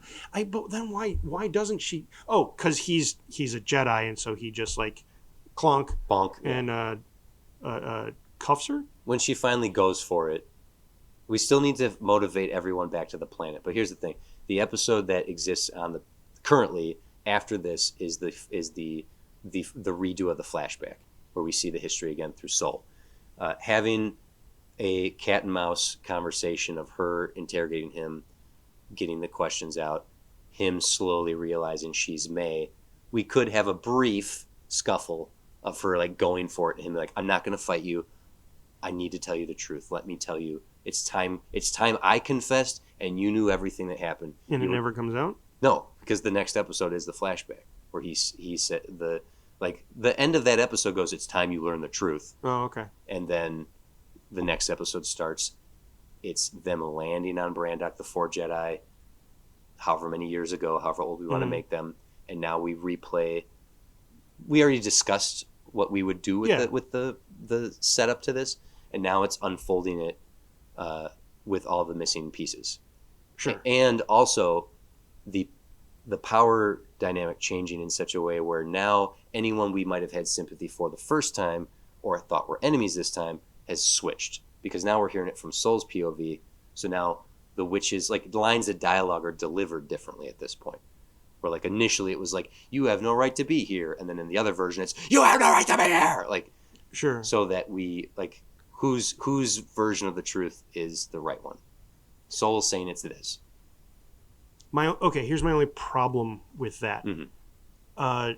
The way the way it will be interpreted is the last telling is the most true. Yeah, and I think that can still be the case where Sol is taking. He already said through the Q&A that was happening in the previous episode. He's like, it's my fault, and it's time I admit that. So then when we see this play out, we get to see, oh, those weird choices he was making that seemed a little like, now we're getting. It's like Luke admitting what happened with him and Kylo in Last Jedi. This is what really happened. Sol is telling the truth. So we can see him more as not a villain, but he was wrong. He was wrong this whole time. Okay. And so he's taking full responsibility for what he's done. Okay, so the earlier telling, the witches are softer and more defensive and escalate everything on this version of it. Like, this is the truth. Okay. But we still need to get them back to that planet. Does May still escape and fly away in the escape pod? He can't catch her. Why does she do that? Why does she go back to Brandok? Why does Osha go back to Brandok? Right? That's the last motivating thing. something in the last interaction between Sol and Keimer. Keimer says something about going to Brendok. Mm-hmm. I'm going back to where you started all of this. Yes. Yeah. And so then in the discussion, where's my sister? Mm-hmm. That guy took her. She's. Where are we going? We're going back to Coruscant. We need backup. Everyone died. This is all my fault. Yes. What's your fault? All of it. Yeah. Right. So then, and you're May. And we have a fight. And I'm not gonna kill you. I want to help you. Mm-hmm. I just want to help you. That's all I've ever wanted. Mm-hmm. Mm-hmm. And she realizes she can't get through, and they're headed in the wrong way. So she drops a smoke bomb. I don't know. She gets in the escape does pod. this thing. Yeah, gets an escape pod, shoots off the other direction. That's why he now has to chase her to Brendok. Yeah, and Keimer using the Force because she put. We know how she got to Brendok. Osha put the helmet on and tapped into the unfiltered Force. I see my sister. She's holding a lightsaber. She's in the ruins of our home. I know where she's. Oh, and then Keimer says, "You just saw the future. These events have yet to happen." Yeah, let's go to Brendok. Like that exists in the episode already. Mm-hmm. So that motivates her to. I need to get to my sister. Okay. So that gets her there. And now May and Sol are going there. Because that scene starts with him sending the signal to Coruscant. They're all going to know. They're all going to come here. Yep. So and that's everyone. Yep. And that ticking clock exists as is, where they are trying to just get the sisters in the same place at the same time. Sol is ready to explain everything. He wants to save these girls. That's all he's ever wanted to do. And he's messed it up this whole time. Yeah. Every step of the way, he's like, I messed it up, and I got all of my friends killed. I got everyone I've cared about killed by my actions. And that confession, because May makes him confess it, and Osha hears it, and that's what finally tips her over the edge to turning a blue lightsaber red. Mm-hmm. Can we motivate that a little stronger, please? I don't fully buy into Osha just turning like that. These fights are happening. Sol gets hurt. Mm-hmm. He's backed into a corner. Off the top of my head, I'm not remembering the details of it, even though that's the most recent thing I've seen. Yeah. Gets kind of backed into a corner by Keimer and May. Mm-hmm. And May's like, because the way they did it, and I understand why they did it, is he confessed he didn't know she was there. So then she's like, say that again. Mm-hmm. And he turns and says, it was me, and confesses, and that's what makes her mad. What if instead, right, he's fighting these two. I just want to do the right thing. I just, you don't understand. None of you understand. You're twisting it. You're getting it wrong. It was always killing the her best was an intentions. Yeah, maybe even saying her death was an accident. Mm-hmm. All the way down to, so he gets injured. And he's backed in a corner. Osha jumps in, takes his lightsaber, and is now defending him from them. Yeah. But they keep needling Sol behind her until he's like, "It's true. It's true." Or they start telling her, Osha, like, he's done all of these things. He did this, and she's like, "No, it can't be true. That's impossible." Right? Yeah, but yes, going all the way to the it's impossible bit, and then that's what breaks Sol. He's like, "No, it's true. Stop, Osha." Like Osha could even have May dead to rights. Like, you're lying. Yeah. You've been dead this whole time. I don't care. Like, I'm like she's so conflicted, so confused. She even blames May for pushing her and bullying her as a kid. Like, this is all this repressed childhood trauma coming out. And Sol's like, Osha, stop, don't do this. They're not wrong. They're not lying to you. I did. I'm sorry. It was not my intention. Your mom's death is my fault. I did it. It's my fault. They're not lying to you. And Osha's just like, what? How could you? And then the needling is switched. Like, yeah, he's lied to you this whole time. My whole life is a lie. You kidnapped me, like, and then that anger. Give sort of a monologue right there, yeah, rather than just seethe silently. yeah. If it's just like you took me from and you took me to Coruscant, I left. I became a Jedi and then left. Like, just she's like unraveling everything she's been through. We can even hear, since we're getting to season 2 here, little seeds of what she's done in the time she's left Brandok until coming back. Not that she did anything like heinous, but just like the life she's led is a result of him. Mm-hmm. She never even had a choice in that matter. She wanted to leave the planet. She wanted to see the galaxy, but this is not how it should have happened, and it's his fault. Yeah, I don't know if this is actually motivated better, because it's happening honestly in the same amount of time. Mm-hmm. Having the monologue helps. Yeah, this is the having more time hearing about her relationship with Yord, why she doesn't want to even talk to Saul. Like he's trying to talk to her through the course of this show, and she's like, "I'm not your Padawan anymore. I've been out in the world, and it's been hard, but it's been the choice of I made my choice." Like, getting through her interactions with everyone, Jackie even, of like, "Hey, it seems all fun and games now as a young Padawan, but responsibilities shift. Life is hard. The galaxy's big." Building up her character, her motivations, her feelings about everything, getting hints of the trauma she's repressing based on lies anyway.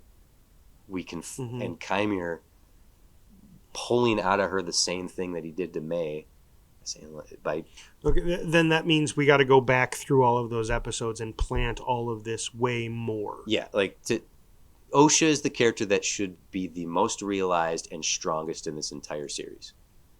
At least season. In this season, yes. In this season of this show, she needs to be the most developed, and that can't just be telling us, like her telling people what she's done, and people like, like, we had a past relationship, blah. Mm-hmm.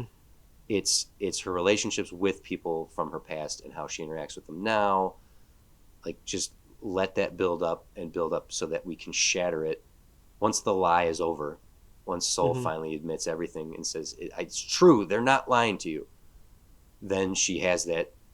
And I would be even willing to go so fast as like visions of her mom, everything replaying, like zipping through her mind of like the context of everything that we've seen about her up to this point, now put through a new lens of the truth, breaks her. And then she just goes after him. And May and Kymir just step back as she loses her mind. Mm-hmm. And Kymir's just smiling through the whole thing. So all that needs to be planned. And then she needs to defend Soul through the season. Yeah. I think that actually, more than anything, he's my father practically. He raised me. They kind of did it in the show, but like, we need to hammer it home that she's all like, "No, Soul is a good, pure person. He's my hero. He's the only one who saved me, the only one who believed in me, even when I walked away. I feel guilty for walking away from him. I feel I let him down." Yeah. So then it's that much more devastating. Yeah. When he admits when the whole time he's Ooh, that hits hard. I think that. Yeah, that's a better way to motivate that betrayal. And once she just unleashes on him. Oh, especially if the whole time, like, Yord is all like, I wonder what Soul is hiding. Soul's not hiding anything. Yeah. Jackie's like, he's a great master, but he holds so much in. Yeah. He saves so much. Yeah, for himself. Constantly stuff like that, and so she has to defend him. And even seeing the results of the three masters who are killed. For example, Torben has been meditating for years, existing in his guilt. There could be some dialogue in that, in the way Master Soul, like if Jackie's like, why would a master go through all that training and then just meditate for so long? And Soul being like, sometimes all we have is the weight of our thoughts keeping us still and in the place we are, and other people choose different ways of working through that. I understand what Torben is doing. I understand probably better than anyone. Like something like that, where he, why would a Wookiee go into exile? Okay, I want to change a couple things. It needs to be. I think we did make it. She does fight the Wookiee. Yeah, but The Wookiee insists on a fight because that is the honorable way. Yeah, yeah. And there just reaches a point where he's like, yeah, you win. Mm-hmm. And like, so he accepts his death. Yeah. Torben, he never lets that shield down. Mm-hmm. The way May finally gets to him is not with poison. It was kind of cool, but what do you think of this instead? Go ahead. She finally sits down and meditates, Yeah. and she goes into that possession zone, Mm-hmm. and he's there, and he's like, I've been waiting for you. yes, that's where he says, I've been waiting for you. Mm-hmm. So we never see him actually wake up. He is there. Oh, he's even yes. there. He's even there in his young form. Yes. And we're actually calling forward to Rey and Kylo speaking to each other through the Force in visual space that we see in Last Jedi. So I was just calling back to the witches messing with his head. That's also good. Yes. Over these years, he's been meditating and perfecting that, being able to do it himself. Yes. Yeah. And getting in there, and he just chooses to die within his meditation. Yeah. Oh yeah, I like that. And so like, why would and maybe he puts his hands out like, go ahead, cut me down with your mind mm-hmm. knives, and I'll mind die. So she just does like a shah, and then it cuts to him. He just flops to the ground, and she comes out of the meditation, killed him without a weapon. Yep. The going to find Master Cracker Barrel. What's his name? The Clandathu. It's a bug planet, an ugly planet. Again, much like Jackie asking, why would a master meditate for years? Why would a master go into hiding, an exile like this? Why would she's the one who keeps asking these pertinent questions? Yeah, more or less, yeah. I think that she's the curious student who would ask these questions in one way or another. It doesn't have to be so pointedly the exact same question, but I'm trying, this is also calling forward as well. Like, why would a Jedi Master go into exile? Well, sometimes it's an opportunity for Sol to impart knowledge, which he is good at. Like, we can see him, or maybe Yord's the one who does it. But whatever the case, going forward here and having Sol hiding, like keeping things this way he describes these other masters and his understanding of them, it's because he's carrying the guilt too. And in the end, Osha defending him all this time and realizing, I mean, that's a huge, her whole life is a lie based on him. She could snap, and then Kymir's standing there like essentially Palpatining it, going like, yes, strike him down, do it. And May has finally gone, no, stop. Osha, don't do this, do this. And Kymir is holding May back, and that way when the end of this results in Osha choosing to go with Kymir and May staying behind. It could be May's like, I can't do this anymore. Let's motivate her staying behind. Do we want to wipe her memory? Well, because right now the motivation is they're going to expect one of us in the wreckage, right? Like that. I can't think of another reason why she stays like that. I'm gonna throw out an idea. Kymir and Osha leave together after she strikes down Sol. Sol's left there dying, and May stays behind. Don't lose your thought. Yep. And Sol says, I'm sorry. I wish I could have saved you both. I'm so sorry. And May's like, I don't know what to do. And Sol just reaches up and wipes her mind. I know that sounds very blunt, but like, he's like, this is the only gift I can give you now. And with his last amount of energy, he wipes her mind. You had an moment too, so you please, if you have something to pitch. So I like the idea that whole time the way Kymir is holding May back is actually with the Force. He's like the Force pushing her against a wall. Yeah. So then once Sol is killed, he finally lets her go, and because she didn't want her sister to become this. She's like, "What have you done?" Well, you've corrupted her. And Osha's like, "No, I chose this. I see the truth now. I finally chose my own path, May. May, I finally understand. Yeah. We can finally be together." No, not like this. This isn't you. This isn't right. This is him. I don't know if her turn would be like, turns out revenge was wrong. Like I don't know if it should be that much.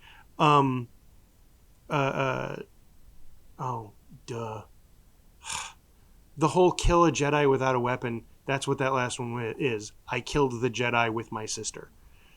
Whoa. Derp. Yeah. That's what that was. That's great. They need to tell us that They we're need to tell idiots. us that. We are idiots as an audience. Thank you for telling me, because that I didn't even put two and two together. That's great. Now we've motivated these characters a little more clearly. Yes. So that Kymir says, like, your mission is complete. You killed the last one without a weapon. Your sister. And like May's like, she has that revelation moment as well as like, this is so. Yeah, and maybe she's like, I'll kill you. Yeah. And now Osha's like, no, I don't think so. Yeah. May, you don't understand this. And right, so this little exchange where now May is kind of melting down, is in like, it wasn't supposed to be like this. Yeah.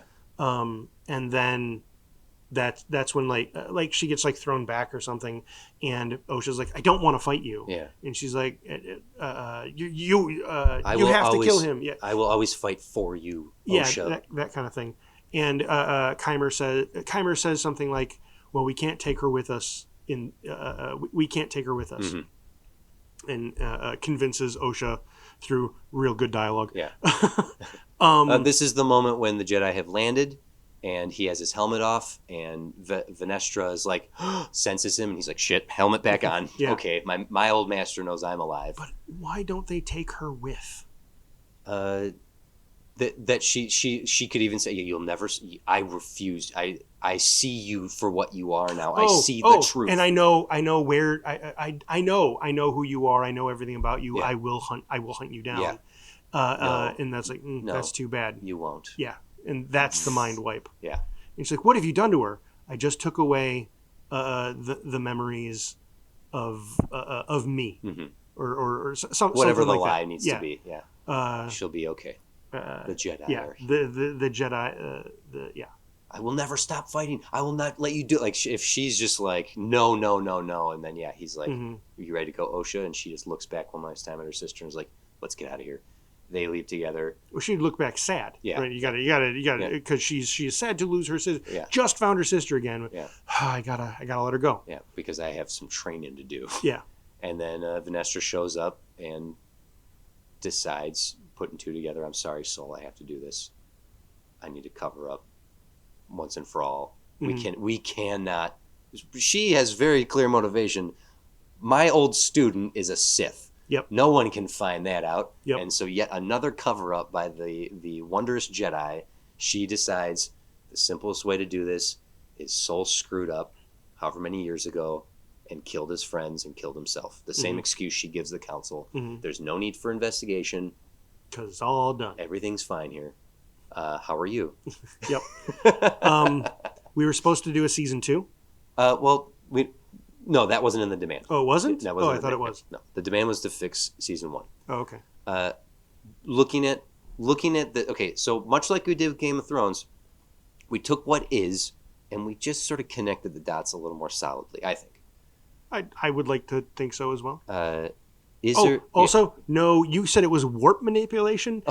Make the set look better. The warp stabilization in the camera work was a little wonky. It looked like a TV show, and Andor and Skeleton Crew showed us that they don't have to look like TV shows. Yeah. The cinematography of this show, for how good the production design is, the cinematography could have been a lot better. And since we're back in 2023, we can help make that happen. Yeah. So let's just run down the characters real quick. We gave Osha her motivation as a person is she just wants to find her own way. She doesn't want to be a witch.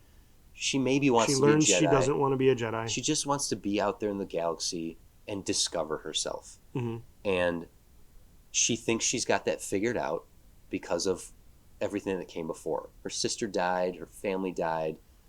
Her Jedi master / father figure let her go out and explore. All that was a lie. Everything that she is built on a lie, and that broke her.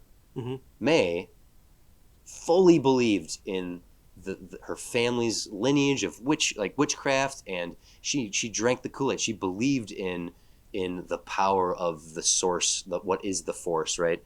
The thread that binds everything, and that was taken from her, and that anger for having the life she chose taken away from her led her down a dark path that allowed her to be recruited by a Sith and pointed at his enemies, go get them. And she found that the path of revenge is not as fulfilling as she had hoped, especially finding out her sister's alive and the truth of the matter. When Soul confesses everything, she's a more complex adult now, and she's willing to accept she could be wrong as well. And the goodness that was in her existence was her sister. Her sister's alive and now being corrupted. She won't let that happen. That's the only thing that matters now. Not her revenge, not being this powerful being. It's protecting her little sister. Sure. And that's how her arc goes. She, in the end, she can protect her sister by not, Soul's arc of guilt. He thought he was doing the right thing through and through. He always thought he was doing the right thing. And in the end, his guilt, he has to come to terms with the fact that he may have thought he was doing the right thing, but he did it the wrong way, and people paid the consequences for that. And he accepts what he has done and dies for it. This is all tracking, right? Yeah. And then Chimere is this like vengeful dark Jedi. We can get more of his history in further explorations of the character, but and I personally don't care about the Plagueis. No. Screw that. We didn't need that. Sorry. Cameo drop. Yeah, we didn't need Plagueis poking his head because that was no one knew who that was. You had to Google that the next day. That's out. Venestra has a history to explore as well. She was very much of like, hey, I'm the police captain. Close this case. This case needs to be closed because the people above me, the commissioner's breathing down my neck. I'm handing this to you because it's your old partner that just died. Keep this internal and close this case. Okay, because if it finds out that Jedi are killing Jedi, that's a problem for the entire existence of Jedi. So she wants this case closed and is going to pull some shenanigans to do so. Yeah. So there's a character. I don't know how much time we have left. We're good. Keep on. Okay. Yeah. There's a character that you were like, what a dopey inclusion. And I actually think that her they little would be, secretary. Yeah, basically her secretary, her Padawan. I actually think he could be, and I'm going to pitch. He becomes important. Mog in the second season. Yeah.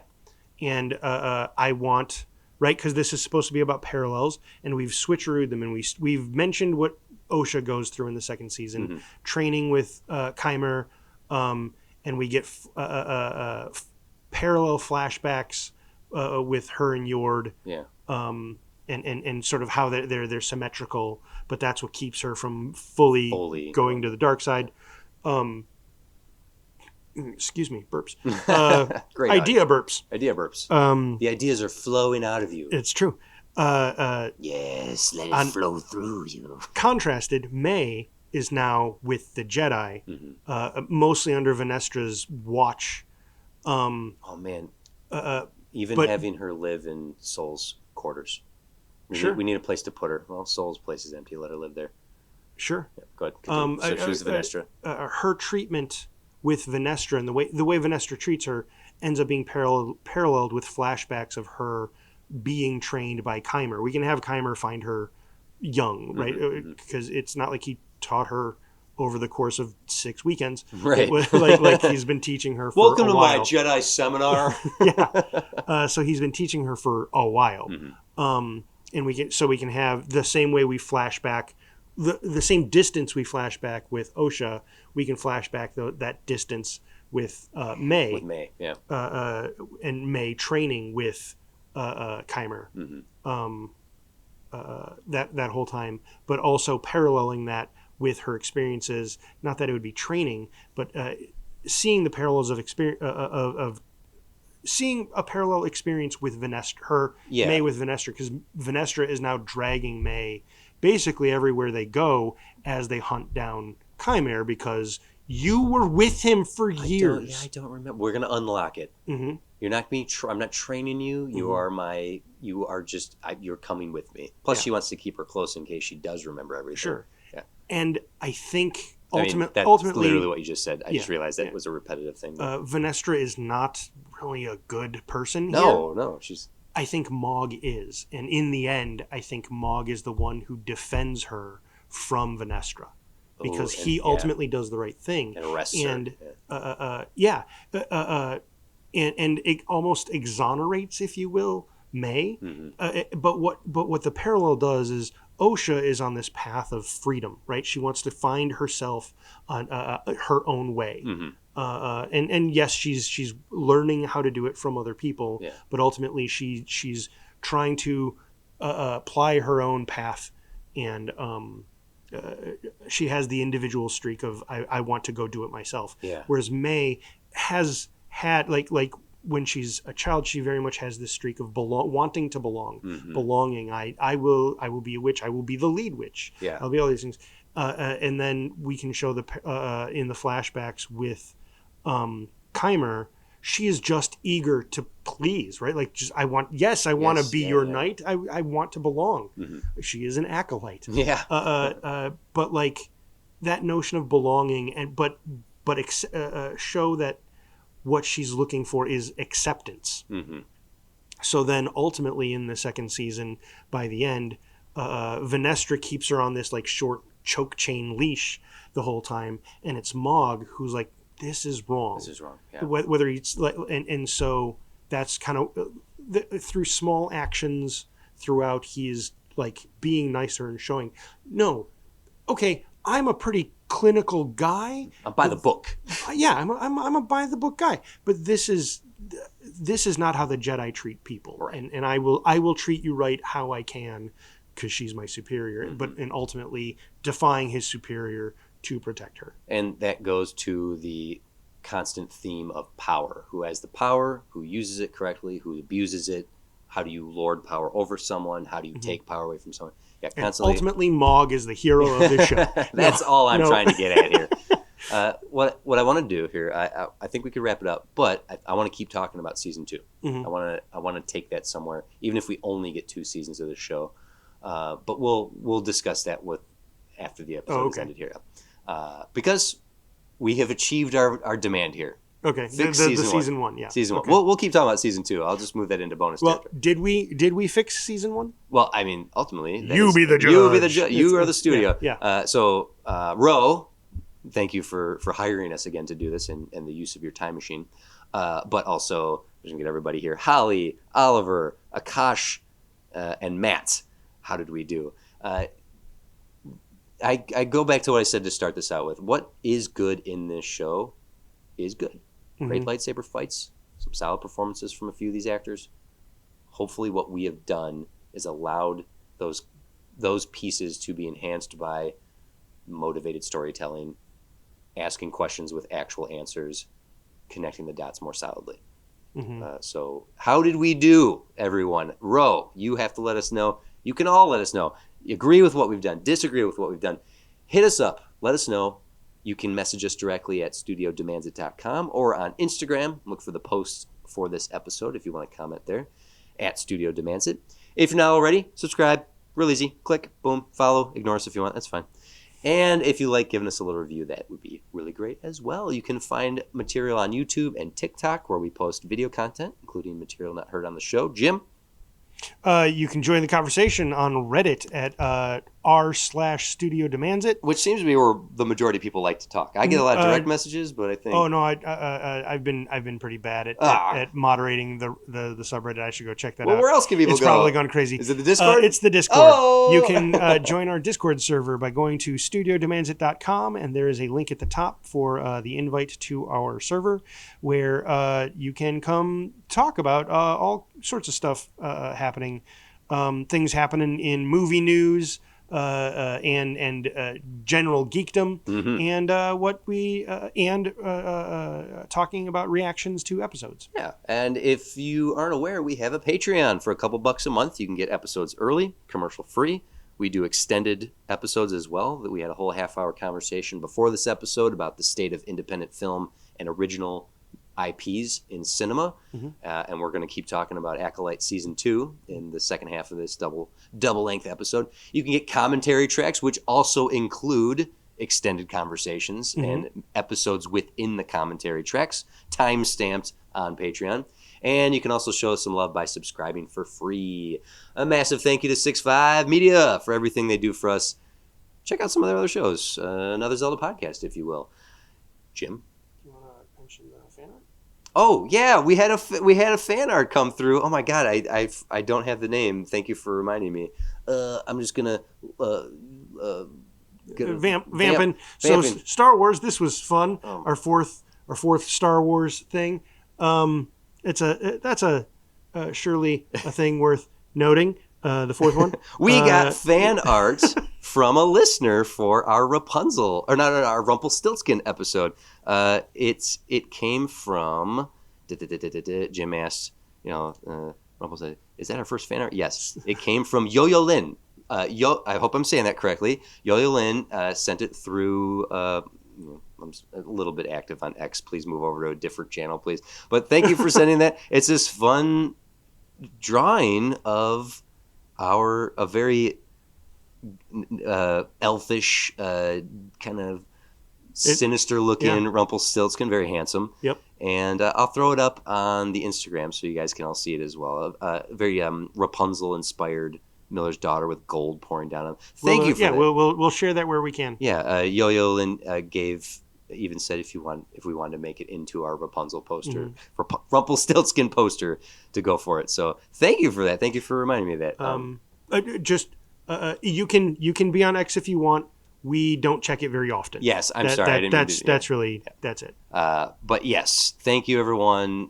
Jim, thank you for that. That's the end of this episode. We're going to continue our chat about Acolyte into our season 2 ideas moving on forward here. But for you all, we will be back again soon with one of your demands to challenge ourselves to improve the world of cinema and geekdom and television and whatnot. And I'm TC. And I'm Jim.